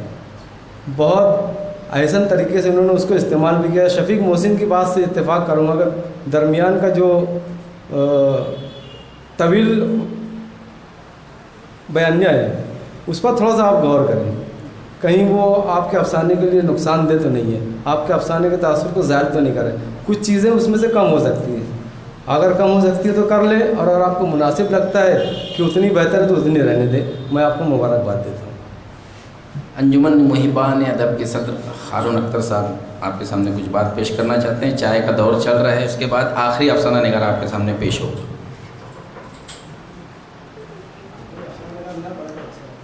ये जो उन्वान कुत्ते, मैं समझता हूँ अब तक कुत्ते पर जितने भी अफसाने अंजुमन मुहिबान अदब में पेश हुए तमाम के तमाम अच्छे अफसाने रहे। नईमुर रहमान साहब ने पहला अफसाना पेश किया था कुत्ते, उसके बाद में अफसाना पेश किया तो वो कौन थे, बकरी का मुर्दा बच्चे को। ये तो कुत्ते वो कौन थे। अरे शुरू में जो ज़ुबान अब्दुल रहमान अख्तर ने भोजपुरी ज़ुबान इस्तेमाल की और जो मंजर निगारी के साथ साथ जो कहानी आगे बढ़ती है, बहुत खूबसूरती के साथ उन्होंने अफसाने को पेश किया कि एक घर की नहीं, एक गांव की नहीं, एक शहर की नहीं, बल्कि पूरा आलमी मंजरनामा इन कुत्तों के लफ्ज़ कुत्ता लिख के उन कुत्तों के रेवड़ के साथ पूरे आलमी मंजरनामा उन्होंने अब्दुल रहमान अख्तर ने अपने अफसाने में पेश किए। मैं अब्दुल रहमान अख्तर को मुबारकबाद पेश करता हूँ और उनसे गुजारिश करूँगा कि वो कलम रोके ना, लिखते रहे। गिनती के 4 या 5 अफसाने में समझता अब्दुल रहमान अख्तर ने लिखे। दरिंदा है और खून है, और ऐसे बात 2-3 अफसाना जो उन्होंने बहुत अच्छा लिखे। बार बार उनको मैं कहता हूँ लिखते रहो लिखते रहो। 3 या 4 साल के बाद उन्होंने ये अफसाना कुत्ते लिखा है और अच्छा अफसाना है। मुबारकबाद पेश करते हैं। بھائی کتوں کی بات چل رہی ہے تو ہارون اختر صاحب نے میں سمجھتا ہوں ابھی تک کا میرے نظر میں کتوں عنوان سے سب سے مختصر ایک سطری افسانہ تھا، کافی مشہور بھی ہوا تھا کتے۔ بہرکیف کتوں کو یہیں اب ختم کرتے ہیں، اب انسانیت کی طرف تھوڑا ہم آتے ہیں، اور آخری افسانہ نگار جو ہے وہ اس کو میں ہوتا یوں ہے کہ مشاعروں میں اگر ناظم مشاعرہ کو بلانا ہے تو کوئی دوسرا شاعر آتا ہے، لیکن یہاں یہ جو ہے نثری ادب ہے، نثری محفل ہے، اس لیے جو ہے آپ میں خود جی پیش کر لیجیے آئیے، نہیں تو میں تو یہ بولوں گا کہ بھائی تھی کسی شخص کی تلاش مجھے اور خود کا ہی مجھ کو انتخاب کرنا پڑا۔ بہرکیف آئیے، ماہی صاحب مجھے بلا رہے ہیں۔ شہر عزیز کے بہترین آرٹسٹ فنکار، اور میں سمجھتا ہوں کہ صحافتی دنیا سے بھی ان کا جو ہاشم اپنا سمیع انصاری کا جو ہاشمی آواز تھا، اس میں انتخاب سخن، سوالات کے جواب آصف اقبال مرزا کے، اور دیگر کالم کے ذریعے آصف اقبال مرزا صاحب نے شہر میں اپنی ایک مختلف شناخت بنائی تھی۔ شناخت وہ اس لیے کہ جب میں زمانہ طالب علم میں تھا تو 97 سے 99 تک میں سمجھتا ہوں کہ ہر ہفتہ میں ان کے مطلب انتخاب سخن میں اس موضوع پر عنوان پر شعر لکھتا تھا۔ تو چلیے ہم اب زیادہ تمہید نہ کرتے ہوئے انہیں ایک شعر اور 4 مصرے سوال دوں گا کہ 1000 بار زمانہ ادھر سے گزرا ہے، 1000 بار زمانہ ادھر سے گزرا ہے، نئی نئی سی ہے کچھ تیری راہ گزر، پھر بھی خوشا اشارہ پیہم زہ سکوت نظر، خوشا اشارہ پیہم زہ سکوت نظر، دراز ہو کہ پھنسانا ہے مختصر پھر بھی۔ بہت اچھے۔ بہرکیف مختصر یہ کہ بھائی یہ 10 روز قبل ہارون اختر صاحب کا، ہمارے صدر صاحب کا مجھے فون آیا کہ آپ کو اس مرتبہ افسانہ ہر حال میں لکھنا ہے، اور عنوان جو موضوع رہے گا وہ جو ہے نشہ رہے گا۔ اس سے قبل 6 مہینے سے میں نے ابھی لکھنا چھوڑ دیا تھا، میں بس 6 مہینے میں ایک ڈرامہ لکھ پایا، اور ابھی جو ہے وہ آپ کے سامنے لے کر آیا ہوں ایک افسانہ بات ایک رات کی۔ میں نے اس کا عنوان جو ہے بات ایک رات کی رکھا ہے، پینسل سے لکھا ہے کیونکہ میں مطمئن نہیں ہوں اس عنوان سے، اگر آپ چاہیں تو عنوان دے سکتے ہیں۔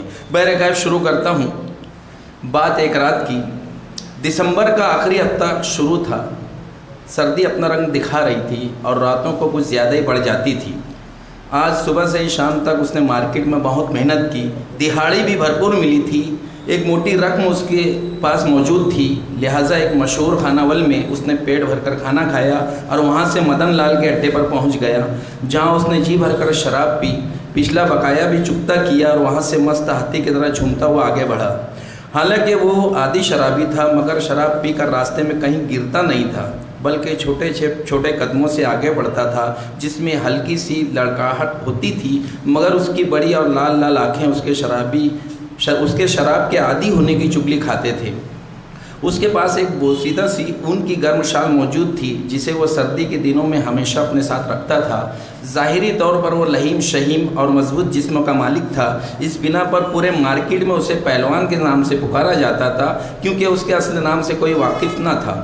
رنگت قدرے سیاہ تھی اور چہرے پر موجود چیچک کے داغ اور اس کی بڑی بڑی سرخ آنکھوں کی بنا پر دیکھنے والوں کو اس سے خوف آتا تھا۔ ماں باپ کی شکل و صورت اس نے کبھی نہیں دیکھی تھی، کیونکہ ہوش سنبھالا تو یتیم خانے میں تھا۔ بہت استفسار کے بعد پتہ چلا کہ کچھ لوگوں کو وہ کچرے کے ڈھیر پر ملا تھا، جو اسے یتیم خانہ چھوڑ گئے، جہاں کی اکتا دینے والی زندگی سے وہ جلد بیزار ہو گیا اور وہاں سے راہ فرار اختیار کی۔ وہ اپنی زندگی کو اپنے طریقے سے جینا چاہتا تھا، مگر سماج میں تنہا جینا آسان نہیں ہے۔ یہاں 2 وقت اپنے پیٹ کی آگ بجھانے کے لیے دن بھر محنت کی بھٹی میں تپنا پڑتا ہے۔ وہ بھی اس بھٹی میں تپتا رہا اور چند سالوں میں اس کا جسم کندن بن گیا، مگر دہاڑی مزدوروں کے ساتھ رہتے رہتے اس نے پینا شروع کر دیا اور رفتہ رفتہ وہ عادی شرابی بن گیا۔ اس میں ایک گندی عادت اور تھی، دن بھر محنت مزدوری کرنے کی بنا پر اسے پسینہ بہت نکلتا تھا، اس کے کپڑے پسینے میں بھیگ کر سخت ہو جاتے تھے، بدن بدبو مارنے لگتا تھا، مگر وہ ہفتے 10 دن میں صرف 1 مرتبہ ہی نہاتا تھا، اس وجہ سے بھی لوگ اس کے قریب جانے سے اجتناب کرتے تھے۔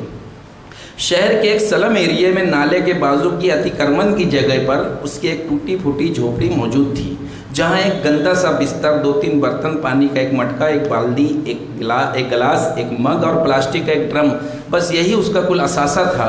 घर के कोने में बाथरूम भी था जो किसी दीवार या पर्दे के आरी था और उसे इसकी ज़रूरत भी नहीं थी। वो दिन भर मेहनत और मशक्क़त करता और रात में खा पी कर अपनी कुटिया में पड़ा रहता। यही उसकी ज़िंदगी थी जिसमें किसी किस्म का कोई बदलाव मुमकिन नहीं था।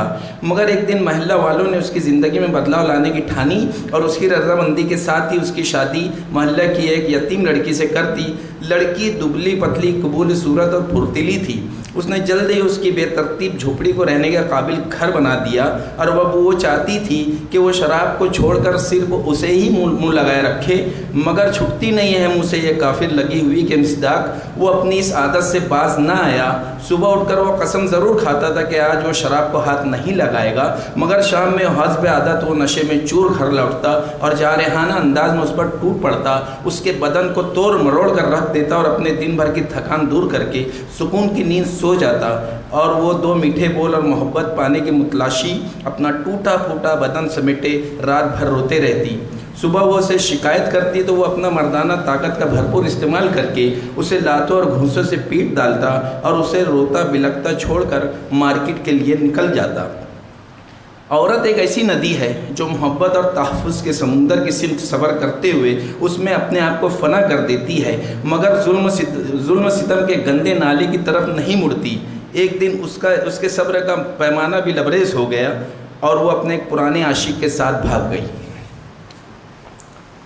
बीवी के इस तरह अचानक भाग जाने से पहलवान पहले से ज़्यादा शराब पीने लगा, जिसकी वजह से वो अंदर ही अंदर खोखला होता जा रहा था।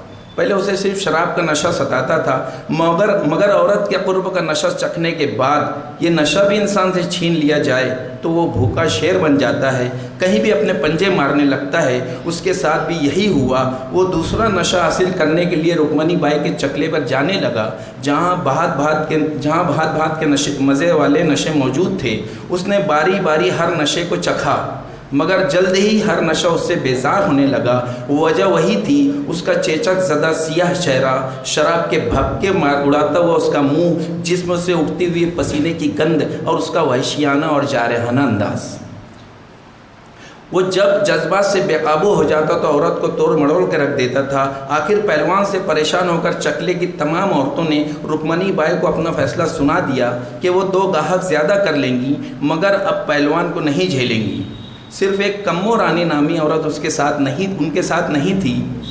उसे पहलवान पसंद था, मगर उसकी बदबूदार आदतें और जारहाना हरकतें उसे भी नापसंद थी।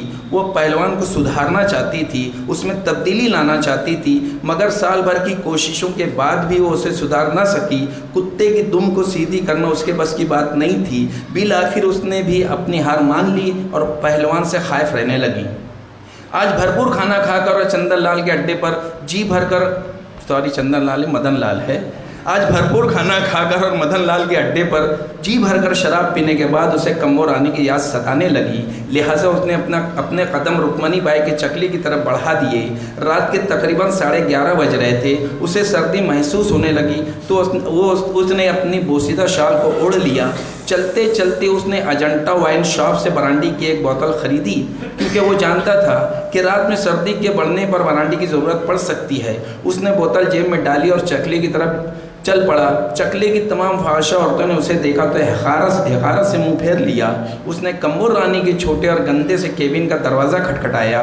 थोड़ी देर में कम्मो ने दरवाज़ा खोला और अपने सामने काले भुजंग पहलवान को देखा तो नागवारी से पूछा, क्या है? कम्मो रानी, आ गया तेरा राजा। इधर काहे को आया? कम्मो ने नागवारी से नाक सुपेड़ी। अरे रानी देख, आज मेरे पास बहुत पैसा है, तो मैं क्या करूं? इन पैसों का अचार डालूं? कम्मो ने फ़ौरन जवाब दिया। देख कम्मो, आज इनकार मत कर, आज मैं बहुत खुश हूँ और आज सर्दी भी बहुत है। देख पहलवान, आज नहीं फिर कभी, आज मेरी तबीयत ठीक नहीं है, आज मुझे आराम करने दे, कम्मो ने उसे समझाया।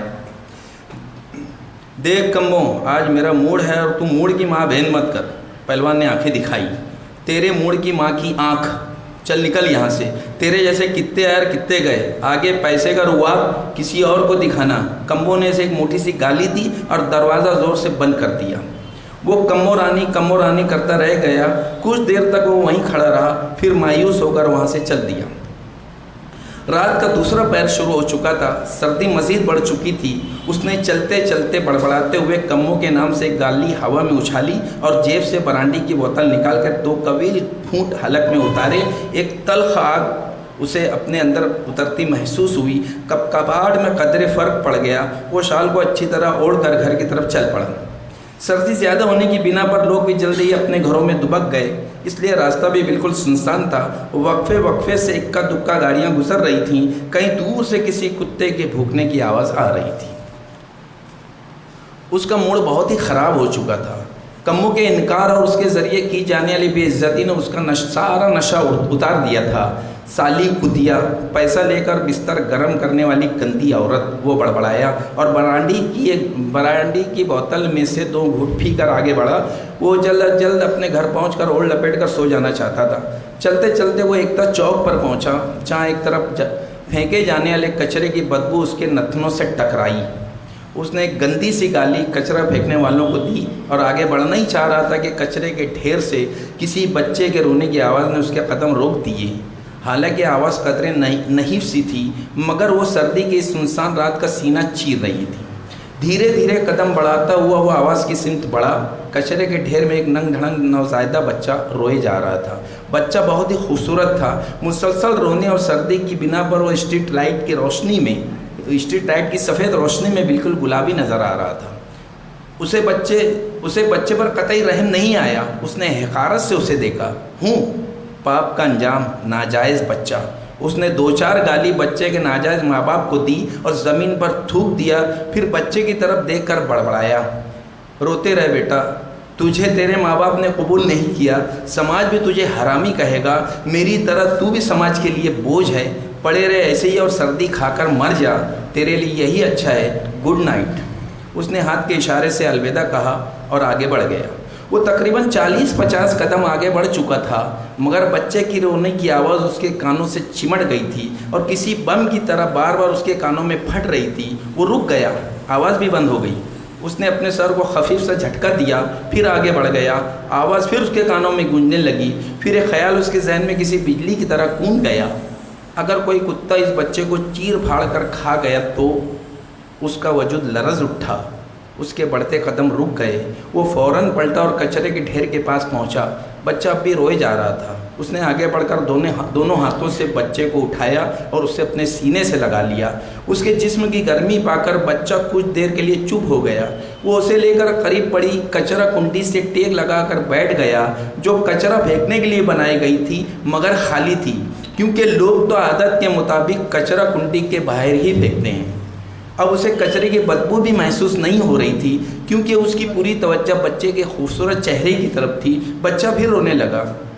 سردی سے وہ بری طرح کانپ رہا تھا. پہلوان نے اپنی بوسیدہ اون کی شال اپنے جسم سے علیحدہ کی اور بچے کو اس میں اچھی طرح لپیٹ دیا. شال کی گرمی پا کر بچے کی کپاہٹ ختم ہو گئی، مگر وہ اب بھی روئے جا رہا تھا. تجھے نیند لگی ہے، ٹھہر میں تجھے سلا دیتا ہوں. وہ پالتی مار کر بیٹھ گیا. بچے کو اپنے زانوں پر رکھا اور دائیں زانوں کو ہولے ہولے حرکت دینے لگا. اس کا ایک ہاتھ بچے کو دھیرے دھیرے کسی ماں کی طرح سہلا رہا تھا. رات کا تیسرا پہر شروع ہو چکا تھا. سردی میں قدرے اضافہ ہو گیا تھا. راستے کی آمد و رفت بالکل ختم ہو گئی تھی. بھونکنے والے کتے بھی کئی کونوں میں دبک گئے تھے. ایکتا چوک کے کھلے ماحول کی سرد ہوائیں اس کے جسم پر اثر انداز ہونے لگیں اور وہ سردی سے کانپنے لگا. اس اثر کو ختم کرنے کے لیے وہ سوچوں میں گم ہو گیا. کاش آج اس کی بیوی گھر پر ہوتی تو اسے کمو رانی کے سامنے یوں گڑ گڑانا نہ پڑتا. کمو اسے یوں بے عزت کر کے گالیاں دے کر دروازہ اس کے منہ پر نہیں مارتی.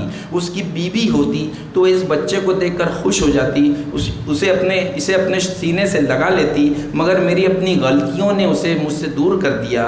وہ اپنی غلطیوں پر پشیمانی محسوس کرنے لگا. آنکھوں سے ندامت کے 2 بوند گرے اور شال میں جذب ہو گئے. کیوں نہ میں اسے کمو رانی کو دے دوں؟ کمو رانی کو کیوں؟ وہ اس کا کیا کرے گی؟ اور اگر اس نے اسے قبول کر بھی لیا تو وہ اسے کیا بنائیں گی؟ ویشیاؤں کا دلال؟ نہیں. اس نے اپنے ذہن میں آئے اس خیال کو خود ہی مسترد کر دیا. اب تو ایک ہی راستہ بچتا ہے کہ میں یہیں صبح ہونے کا انتظار کروں اور بچے کو محلے کے ذمہ داران کو سونپ دوں. ذمہ داران کو سونپ دوں، اس کا آگے کیا کرنا ہے وہ خود فیصلہ کر لیں گے۔ یہ سوچ کر وہ مطمئن ہو گیا اور بچے کی طرف دیکھنے لگا جو سونے کی بجائے مسلسل روئے جا رہا تھا۔ شاید اسے بھوک لگی ہے، مگر اتنی رات میں مجھے دودھ کہاں ملے گا؟ وہ سردی سے کپ کپاتے ہوئے سوچنے لگا۔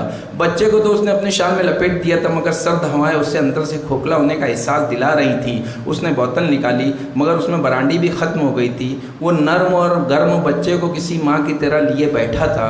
سردی کی بنا پر نیند بھی اس کی آنکھوں سے اوجھل ہو گئی تھی۔ بچہ پھر زار و قطار رونے لگا۔ بچے کی بھوک سے تڑپ دیکھ کر اس کا دل تڑپ اٹھا۔ پھر ایک عجیب سا خیال اس کے ذہن میں بجلی کی رفتار سے آیا۔ اس نے فوراً بوتل اٹھائی اور اس کے ڈھکن میں بچی کچی شراب ڈالی۔ ڈھکن بھر گیا۔ اس نے شراب میں انگلی ڈبوئی اور بچے کو چٹا دی۔ بچے کا رونا کم ہو گیا۔ کچھ دیر بعد بچہ پھر رونے لگا۔ اس نے پھر ایک انگلی شراب میں ڈبوئی اور بچے کے ہونٹوں پر لگائی۔ بچے کی آواز بتدریج کم ہونے لگی، مگر سردی تھی کہ بڑھتی جا رہی تھی۔ سردی سے اس کے دانت بج رہے تھے۔ شراب کی اسے سخت ضرورت تھی، مگر شراب ختم ہو چکی تھی۔ اب صرف آدھا ڈھکن شراب تھی جو وہ وقفے وقفے سے بچے کو انگلی کے ذریعے چٹا رہا تھا۔ سردی کان کے راستے اس کے پورے بدن میں گھسی جا رہی تھی۔ آدھ گھنٹے بعد اسے محسوس ہونے لگا کہ اس کی رگوں میں بہنے والا خون برف بننے لگا ہے اور یہ ٹھنڈک دھیرے دھیرے دل کی طرف بڑھتی چلی جا رہی ہے۔ صبح سورج کی پہلی کرن کے ساتھ ہی ایکتا چوک میں ایک جم غفیر اکٹھا تھا۔ لوگوں نے ایک عجیب و غریب منظر دیکھا۔ ایک بدنام شرابی کچرے کے ڈھیر کے پاس ایک خوبصورت نوزائیدہ بچے کو گود میں لیے مرا پڑا تھا۔ اس کے چہرے پر ایک آسودہ سی مسکراہٹ تھی۔ وہیں اس کی گود میں بوسیدہ سی چادر میں لپٹا ہوا بچہ زندگی کی بھرپور مسکان لیے اپنی بڑی بڑی آنکھوں سے سب کو دیکھتے ہوئے ہاتھ پیر مار رہا تھا۔ بہت بہت شکریہ۔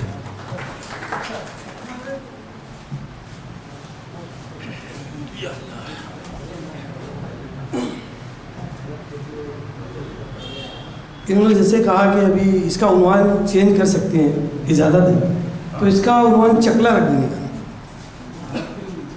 تو انہوں نے جو افسانہ پیش کیا اس میں 2-3 غلطیاں ہیں، حالانکہ افسانہ اچھا ہے۔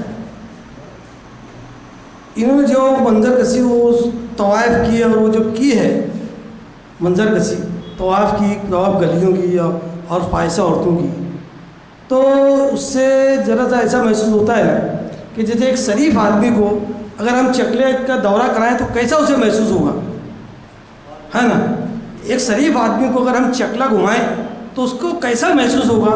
تو یہ سب جو انہوں نے لکھا ہے نا وہ سن کے ہمیں بھی ویسے ہی محسوس ہو رہا تھا، تو اس سے ذرا گریز کرنی چاہیے، ہے نا؟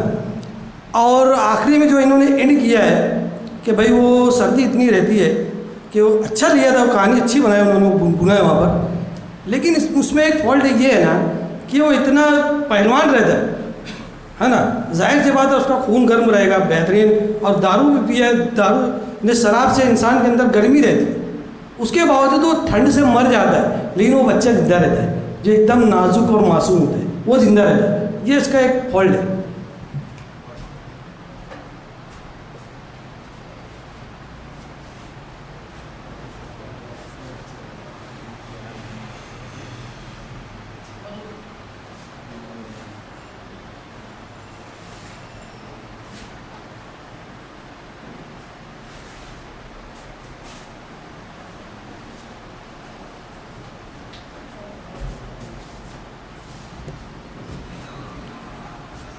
محترم آصف اقبال صاحب نے جو افسانہ پیش کیا، بات ایک رات، تو سمجھتا ہوں میں نے تمام افسانوں کو سنا۔ یہ پہلا افسانہ ہے کہ جو انہوں نے شرابی کی حرکات پہ تنقید کیا ہے اور اس کا حل بھی بتایا کہ انسان شرابی بھی ہوتا ہے تو اس کے اندر انسانیت کا زیادہ نہ صحیح تھوڑا سا ایک جز ہوتا ہے۔ بار بار ٹھکرائے جانے کے بعد اس کے اندر ایک سوچ پیدا ہوئی، تو اس نے ایک نوزائیدہ بچے کو پناہ دے کر، یعنی اپنے شرابی اور نشہ کرنے والا ہو تو وہ اپنی انہیں ٹھوکر لگنے کے بعد سنبھلتا ہے، لیکن اس کے پہلے جو افسانے بتائے یہاں پیش کیے گئے اس میں کئی ٹھوکر لگنے کے بعد بھی نشہ کرنے والا سنبھلنے کی کوشش نہیں کرتا۔ میں انہیں مبارکباد پیش کرتا ہوں۔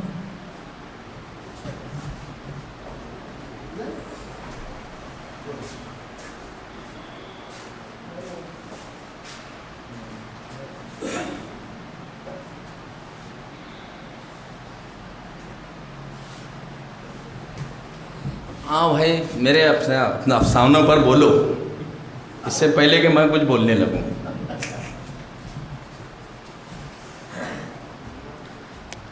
شفیق محسن صاحب نے کہا تھا کہ انہوں نے جو منظر پیش کیے چکلے کے، ایسا لگتا ہے کہ کسی شریف آدمی کو گھمایا جا رہا ہے. میں ان کی بات سے متفق نہیں ہوں. دراصل قلم کا جو ہوتا ہے معاشرے میں، سماج میں جو گندگی ہوتی ہے اس سے تنہا نفرت نہیں کرتا، بلکہ اس سے نفرت کی دعوت دیتے ہیں. غلاظت کے ڈھیر سے عام آدمی جو ہوتا ہے جب غلاظت کے ڈھیر کے قریب سے گزرتا ہے تو ناک پر رومال رکھ کے گزر جاتے ہیں، لیکن ایک قلم کا جو ہوتے ہیں اس غلاظت کے ڈھیر پر رینگنے والے کیڑے کو بھی دیکھتا ہے اور اس سے بھی زندگی عطا کرتا ہے اپنے قلم کے ذریعے. بہت اچھے ڈھنگ سے انہوں نے کہانی کے تمام کردار، جو بھی مکالمہ بولیے، منظر نگاری بولیے، ندی جو عورت کا انہوں نے ذکر کیا ہے کہ عورت ایک ندی کی طرح جو سمندر سے مل جاتا ہے، کبھی نالے کی طرف نہیں مڑتی. بہت اچھا انہوں نے مکالمہ لکھا ہے اور بہت سوچ سمجھ کر انہوں نے لفظوں کا بھی انتخاب کیا ہے. میں آصف اقبال مرزا صاحب کو مبارکباد پیش کرتا ہوں.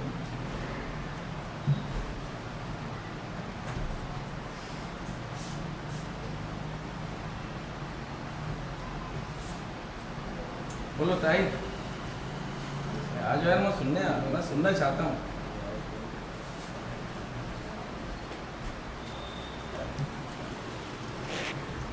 بات ایک رات کی. آصف اقبال کی آج کی کہانی ان کی سابقہ تمام کہانیوں سے منفرد. کسی کو یہ امید نہیں ہوگی کہ اس قسم کی کہانی آصف اقبال مرزا پیش کریں گے. ابتدا میں لگا کہ منٹو نے اپنے بو میں جو پیش کیا تھا وہ بیان کرنا چاہتے ہیں، مگر انہوں نے وہ بیان نہیں کیا. پھر ایسا لگا کہ ہتک میں جو پیش کرنا چاہتے تھے منٹو، شاید ان کا مرکز وہ ہو، لیکن وہاں بھی نہیں ہے. اور وہ کہانی کو موڑ لائے بچے کی طرف. اور ایک میں نے تو ابھی تک شہد کا ذکر سنا تھا، بچے کو شہد چٹاتے ہیں. آصف اقبال کی اس کہانی سے کہانی کا وہ درد دیکھیں کہ ایک شرابی اور ایک دھتکارا ہوا آدمی، اس کے اندر انسانیت پنپتی ہے، بہرحال انسانیت موجود ہوتی ہے، اور اسی انسانیت کو جو ایک بہت خراب آدمی ہے، بہت بدترین آدمی ہے دنیا کا، لیکن اس کے اندر جو چھپی ہوئی انسانیت ہے اسی کو بیدار کرنے قلمکار کا کام ہوتا ہے. میں یہ نہیں کہتا کہ اسے آپ مسجد پہنچا دیں، میں یہ نہیں کہتا کہ اسے آپ گرجا گھر یا مندر پہنچا دیں، لیکن ایک منٹو نے کیا کیا ہے، انسان کو ہی تو دیکھا ہے، ویشیاؤں میں دیکھا ہے انسانیت کو.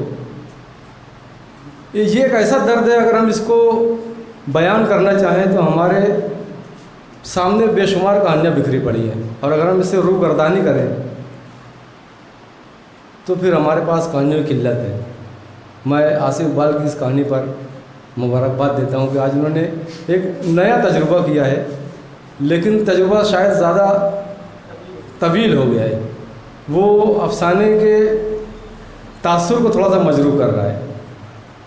یعنی باقاعدہ مجھ کو بیٹھ کر جو میں نے محسوس کیا وہ کہ مجھ کو ہنسی آ رہی تھی درمیان میں. تو اس تاثر کو مجروح کرنے والی چیز کو اگر آصف محسوس کریں تو اسے کم کر سکتے ہیں، اور نہ کریں تو ان کی مرضی. بہت شکریہ. میں چاہوں گا کہ عمران جمیل سر بھی اس پر کوئی بات کریں. محترم بھائی آصف اقبال مرزا صاحب نے جو افسانہ پیش کیا، تو مجھے سب سے زیادہ اس افسانے میں جو اپیلنگ کیریکٹر ہوئی، جو مرکزی کیریکٹر ہے، آپ کا جو کردار ہے پہلوان کو، بظاہر وہ ایک کمیل غصہ جس کو بولیں گے پہلوان ہے، کلر اس کا جو تو کالا ہے، چیچک کے داغ ہے، ایک بدصورت آدمی، اور اس کے ایسے بدصورت شخص کے سینے میں جو دل ہے بہت ہی خوبصورت ہے، بہت ہی پیارا ہے. और मैं इस कुल्लियों को नहीं मानता कि जो शराबी होता है, जो नशे का आदी होता है, उसमें उतना रहम नहीं होता, बल्कि मेरा ऐसा मानना है कि अगर हम लोग मज़हब की ऐनक से बालातर होकर सोचें, फिक्शन को सिर्फ फिक्शन की नज़र से देखें, ना कि मुसलमान बनकर, ना ही हिंदू बनकर, या कोई मज़हब का चोला ओढ़कर या कोई इस तरह से, तो हम लोग ये पाते हैं कि इस अफसाने में सही गलत से कतई नज़र उसने जो अटेम्प्ट किया है उस बच्चे को, जिसे आप फार्म में हरामी बच्चा कहेंगे, तो ये मुझे बहुत ही ज़्यादा शायद जिस तरह से कलमकार या इस तरह के जो कारी होते हैं वो हसास होते हैं, वैसे ही मैं भी बहुत हसास हूँ। तो मुझे वो जो आसिफ इकबाल यानी आपने जो कनेक्ट करवाया, मैं इसकी जितनी भी तारीफ करूँगा, मैं इस तरह के अशखास ख़ास तौर पे बेपनाह रहम के काबिल भी होते हैं और उसके अंदर बेपनाह रहम भी होता है।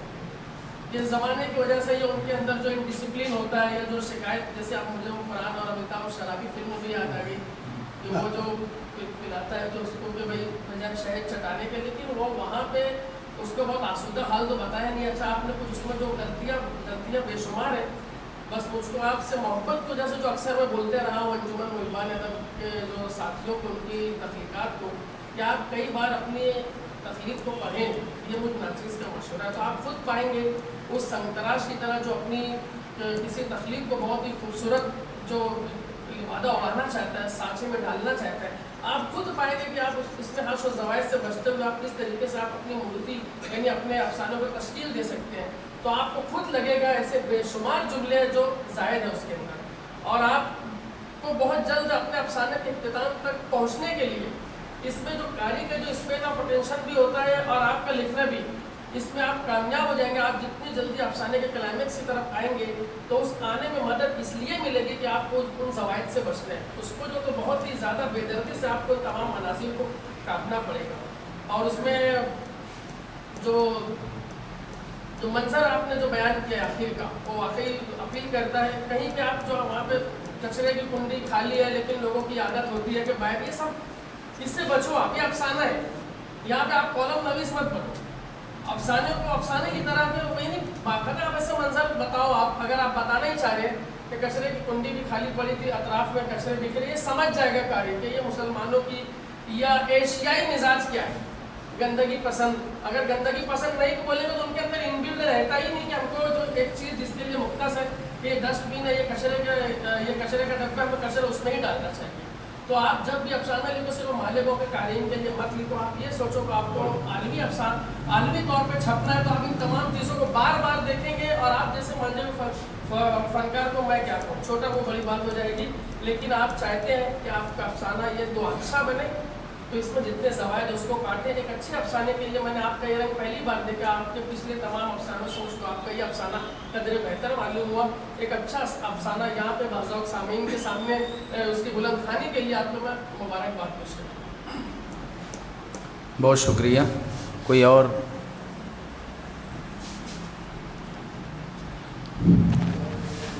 बहरकैफ मैं सफाई वगैरह नहीं पेश कर रहा हूँ, मैं सिर्फ ये बताना चाहता हूँ कि एक लहीम सहीम जो है फैक्ट, मैं डॉक्टरों से मिला हूँ इस ताल्लुक़ से, इस अफसाने के लिए मेरा अपना तजुर्बा बता रहा हूँ मैं। मुख्तसर में मेरी बात सुनिए, लहीम शहीम शख्स है, अगर वो बार बार खोखला होने का जिक्र आया है कि वो अंदर से खोखला हो चुका है, वो दिख रहा है ज़ाहिरी तौर पे पहलवान।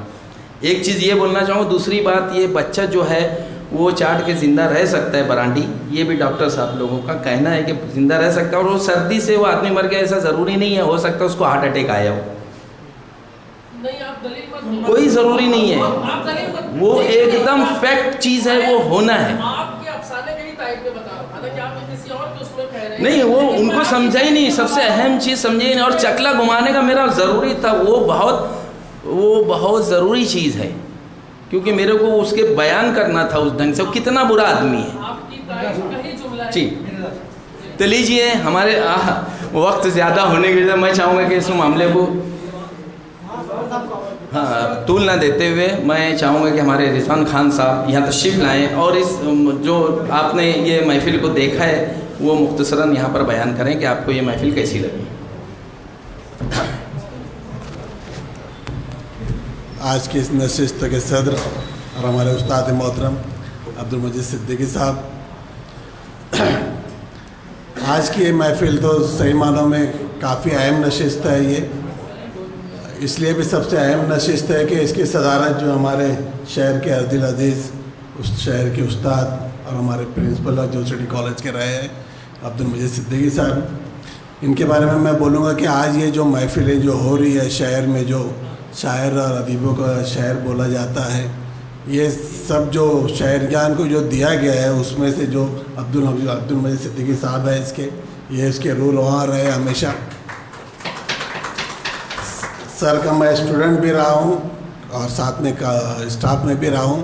سر ہمیشہ سے ایسے محفلوں کے لیے ہمیشہ سے حوصلہ افزائی کرتے رہے، ہمیشہ سے اس میں پارٹیسپیٹ کرتے آئے، اور یہ ایسے لوگ ہیں جس کی وجہ سے مالیگاؤں کا نام شاعروں میں اور ادیبوں میں اور افسانہ نگاروں میں، اور سر یہ آپ لوگوں کی دین ہے جو اتنے اچھے قارئین آپ یہاں جو دیکھ رہے ہیں، جو اتنی ہیلدی تنقید بھی ہو رہی ہے اور اس کے اوپر سے بحث بھی ہو رہی ہے اور اس پہ تبصرہ بھی کیا جا رہا ہے، یہ ہمارے شہری میں دکھتا ہے۔ ہمارے شہر کے اندر یہ الحمدللہ اتنا اچھا ماحول بھی ہے، اور اردو کے لیے خاص طور سے میں پھر بولوں گا، ہر بار بولتا ہوں کہ یہ ماحول اردو کے لیے مالیگاؤں سے ہی زندہ ہے۔ اور سر یہ کافی دنوں کے بعد میں بہت اچھے افسانے سننے میں آئے۔ میں معذرت چاہتا ہوں کہ میں لیٹ ہو گیا، تھوڑا گھر کے والدہ کے کام کی وجہ سے میں ان کے ساتھ تھا، اس میں آنے میں تھوڑا سا لیٹ ہو گیا، اور بہت دنوں کے بعد میں اچھے افسانے سننے میں آئے، اور شاید یہ جیسے صدر منتخب کرتے ہیں ویسے افسانے آتے، شاید ایسا لگ رہا ہے مجھے۔ اس سے پہلے کے افسانے جو بین الاقوامی افسانے نگاروں کے تھے اتنے اچھے نہیں تھے، وہ یعنی ایسی محفل میں پڑھے جائے ایسے بھی افسانے نہیں تھے وہ۔ تو خیر آج وہ الحمدللہ اچھے افسانے ہوئے، اچھے اس پہ تبصرہ بھی ہوا، ہیلدی یہ ہونا چاہیے، جب بھی اس میں امپرومنٹ آتا ہے، یہ ایسی بحث ہونا چاہیے، ایسی تنقید ہونا چاہیے، ایسا اس کے اوپر سے جب بھی آپ لوگوں کی بھی اصلاح ہوں گے اور ہم کو بھی اچھا سننے میں ملے گا۔ اور یہ آج افسانوں کے اوپر تو خیر میں نہیں بول سکتا ہوں، میں خود ایک لرنر ہوں، میں خود سیکھ رہا ہوں، تو میں صدیقی صاحب ہمارے صدر صاحب کو سننے کے لیے صحیح بات آیا ہوں، اور بہت دنوں کے بعد میں صدیقی صاحب کے سنوں گا، اس لیے میں بھی ان کا منتظر ہوں۔ شکریہ سر۔ عتیق شعبان سر جو ہیں نثری ادب کے صدر ہیں، انجمن محبان ادب کی اس میں کمی آتے ہیں۔ بہرحال ہمارے بہت ہی خوش نصیبی کی بات ہے کہ ہماری اس محفل میں موجود ہے۔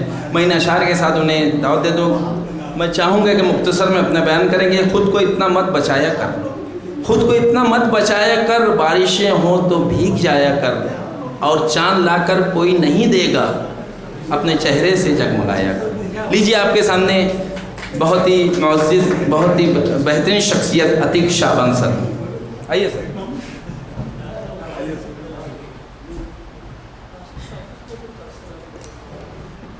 آج کی اس نشست کے صدر عبد المجید صدیقی صاحب، سرپرست رضوان صاحب، دیگر ممبران محبان ادب، السلام علیکم۔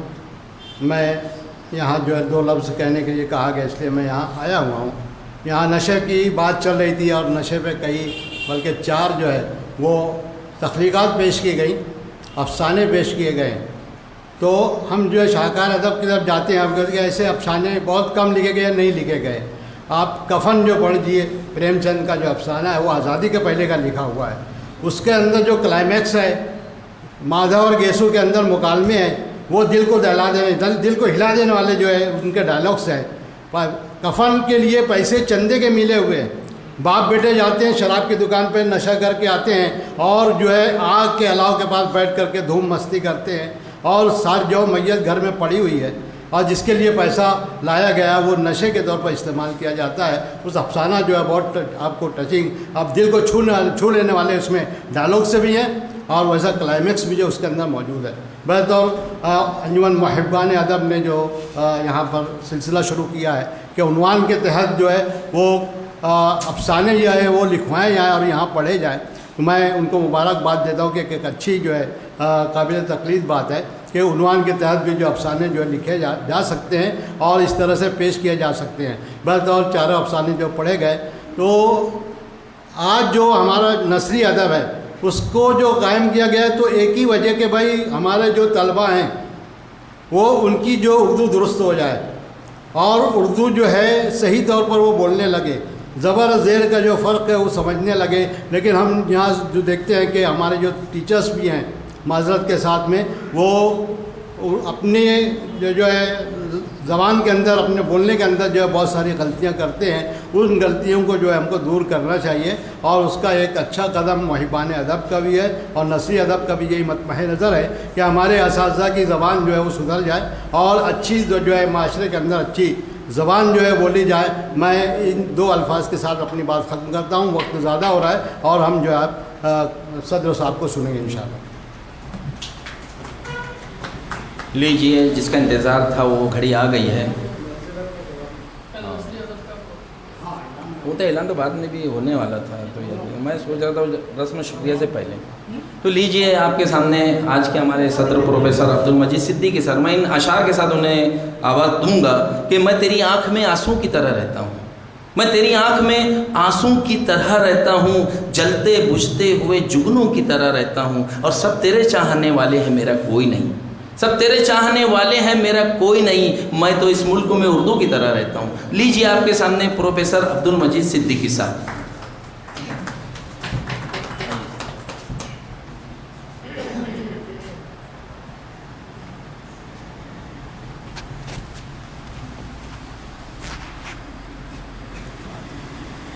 اعوذ باللہ من الشیطان الرجیم. بسم اللہ الرحمن الرحیم. الحمد للہ رب العالمین.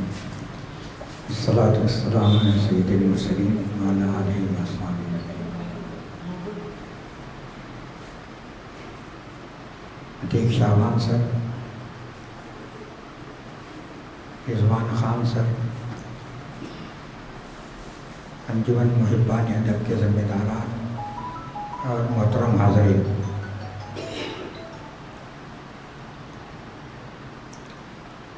اچھا لگا کہ آج کی اس محفل میں شرکت کا مجھے موقع ملا. اچھا اس لیے لگا کہ بہت ساری پرانی یادیں تازہ ہو گئیں.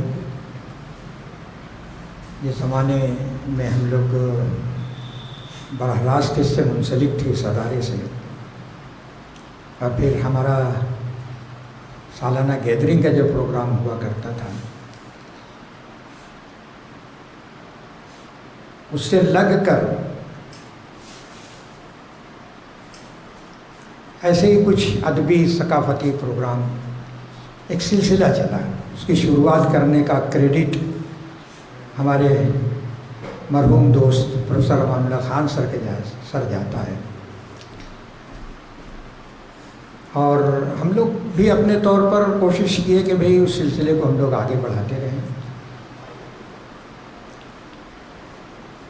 اس دوران جہاں ہم لوگوں کو بہت کچھ سیکھنے کا موقع ملا, وہیں پر ہم لوگوں نے یہ محسوس کیا کہ بھئی ہمارے طلباء میں بھی ادب کے تعلق سے ایک دلچسپی اور اس کا فروغ سامنے آ رہا ہے,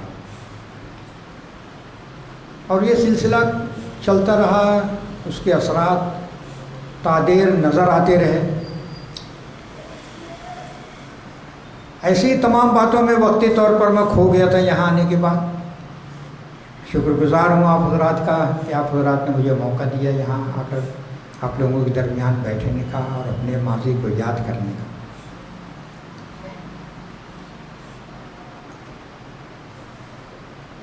جہاں تک افسانوں کی بات ہے, افسانہ نگاروں نے واقعی کاوشیں کی ہیں, اور اس کے ساتھ ہی ساتھ ہمارے مبصرین نے بھی اس کے اوپر جو تبصرے پیش کیے ہیں, اپنی رائے جو انہوں نے پیش کی ہے, وہ یقیناً قابل قدر ہے. ہاں ذرا سا بیچ میں کبھی کبھی مجھے لگا, اور اسی لیے میں تھوڑا سا مجھے بولنا پڑا, اوائڈ کرنا چاہتا تھا. میں نہیں چاہتا تھا کہ میں بولوں, لیکن مجھے لگا کہ بھئی گفتگو کسی دوسرے رخ پر جا رہی ہے, اس لیے مجھے ناظم صاحب سے یہ کہنا پڑا کہ بھئی اب اس معاملے کو یہاں پر روک دیں. تبصرہ ہونا چاہیے, ذاتیات پر نہیں ہونا چاہیے کوئی بات. اور تبصرے پر تبصرہ یہ ذرا سا 2 نمبر کی بات ہو جاتی ہے. جو فن آپ کے سامنے پیش کیا گیا ہے ہم اس پر گفتگو کریں.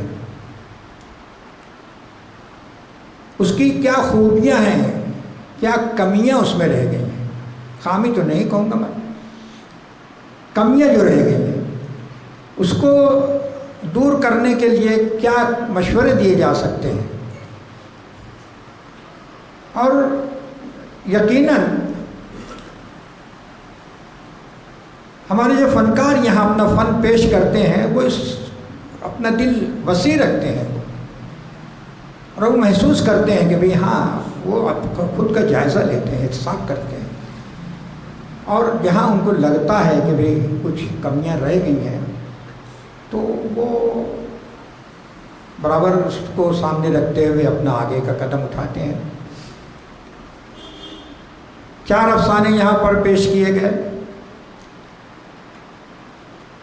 پہلا جو افسانہ تھا نشہ, اسی عنوان سے تھا. کچھ نکات میں نے بیٹھے بیٹھے نوٹ کر لیے ہیں. ریشمہ بیگم صاحبہ کی جانب سے یہ افسانہ تھا.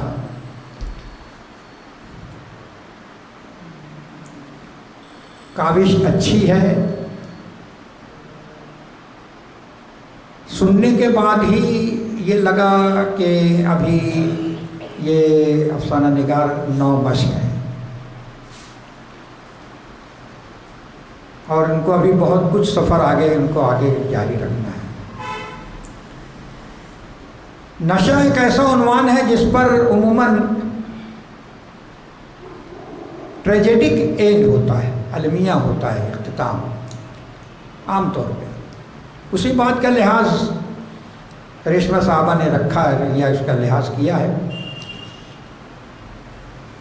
دوسرا افسانہ بھی اسی طرح سے اسی نوعیت کا تھا.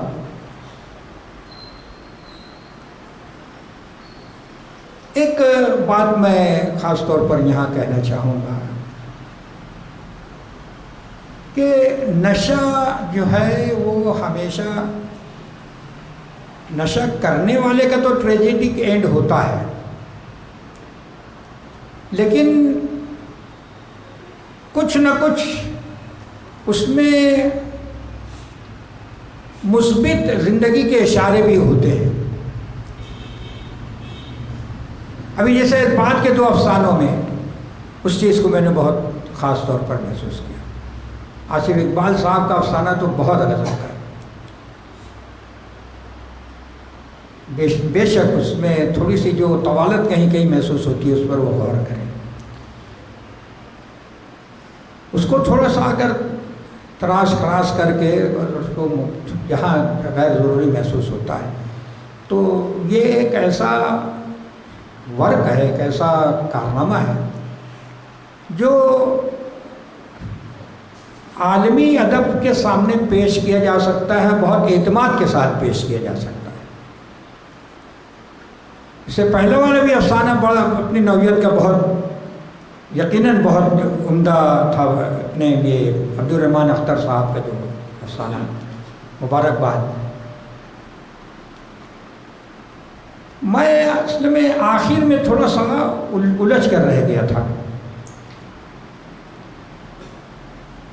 شروع میں جو گفتگو چلی چرواہے کے حوالے سے, پھر وہ بات پہنچی کتے پر, اور کتے کا جو عمل تھا وہ بکریوں کو بھاگنے سے روکنے کے لیے, اس کو لگانے کے لیے. تو وہ اس طرح سے ایک اس کا اپنا ایک کردار ہو گیا. آخر میں جب افسانہ اپنے کلائمیکس پر پہنچتا ہے, وہاں پر جو پتھراؤ ہوتا ہے, پتھراؤ کرنے والوں کے حوالے سے مجھے کچھ تھوڑا سا وقفے کے ساتھ محسوس ہوا کہ اشارہ یہ اصل میں انہی کتوں کی طرف ہے. یہاں بھی کتا جو ہے وہ بکریوں کو روکنے کے لیے یا ان کو صحیح راستے پر لگانے کے لیے وہ عمل میں آ رہا ہے. یہاں جو کتے ہیں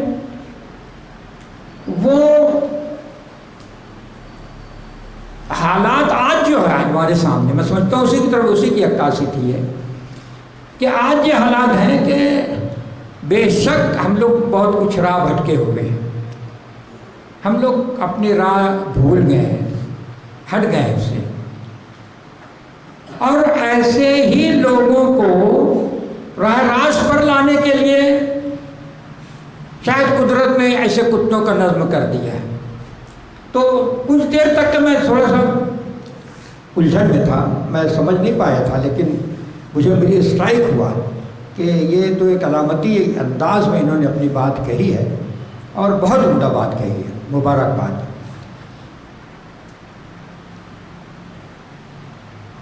मेरा अफसाना ये अतीकुर रहमान साहब का मौत की दहलीज पर, इस ताल्लुक़ से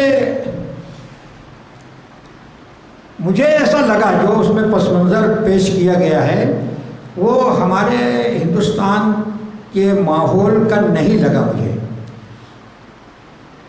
असल में उन्होंने वेस्टर्न एटमॉस्फेयर, मगरबी माहौल को अपने इस अफसाने में निहायत खूबसूरती से पेश किया है। ठीक है, बाज़ गैर ज़रूरी तवालत भी उसके अंदर, कुछ तलफ़ुज़ के ताल्लुक़ से भी कुछ बातों पर उनको ध्यान देना चाहिए, लेकिन उस माहौल की अक्कासी जितने अच्छे ढंग से मुमकिन थी उन्होंने किया है, उसके लिए मैं उनको भी मुबारकबाद पेश करता हूँ। आज के इस नशिस्त में अच्छे अफसाने सुनने का मुझे मौका मिला, बहुत अच्छा लगा, कोशिश जारी रहना चाहिए।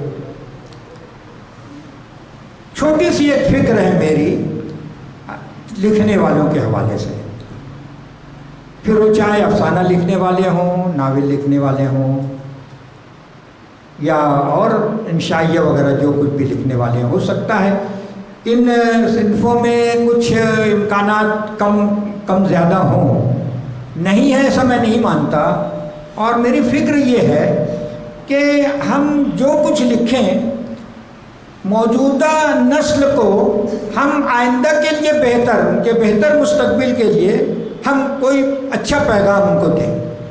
एक कंस्ट्रक्टिव मोड होना चाहिए हमारा, तामीरी रुख होना चाहिए। इस बात को भी आप लोग सामने रखें। लिखने वाले आप लोग माशाल्लाह अच्छा लिखते हैं, तजुर्बाकार भी हो गए हैं, थोड़ा सा अपने कलम को उस रुख से भी मोड़ने की कोशिश करें। बहरहाल आज आप हजरात ने यहाँ आने और इस इज़्ज़त अफजाई से मुझे नवाजा, उसके लिए मैं शुक्रगुज़ार हूँ।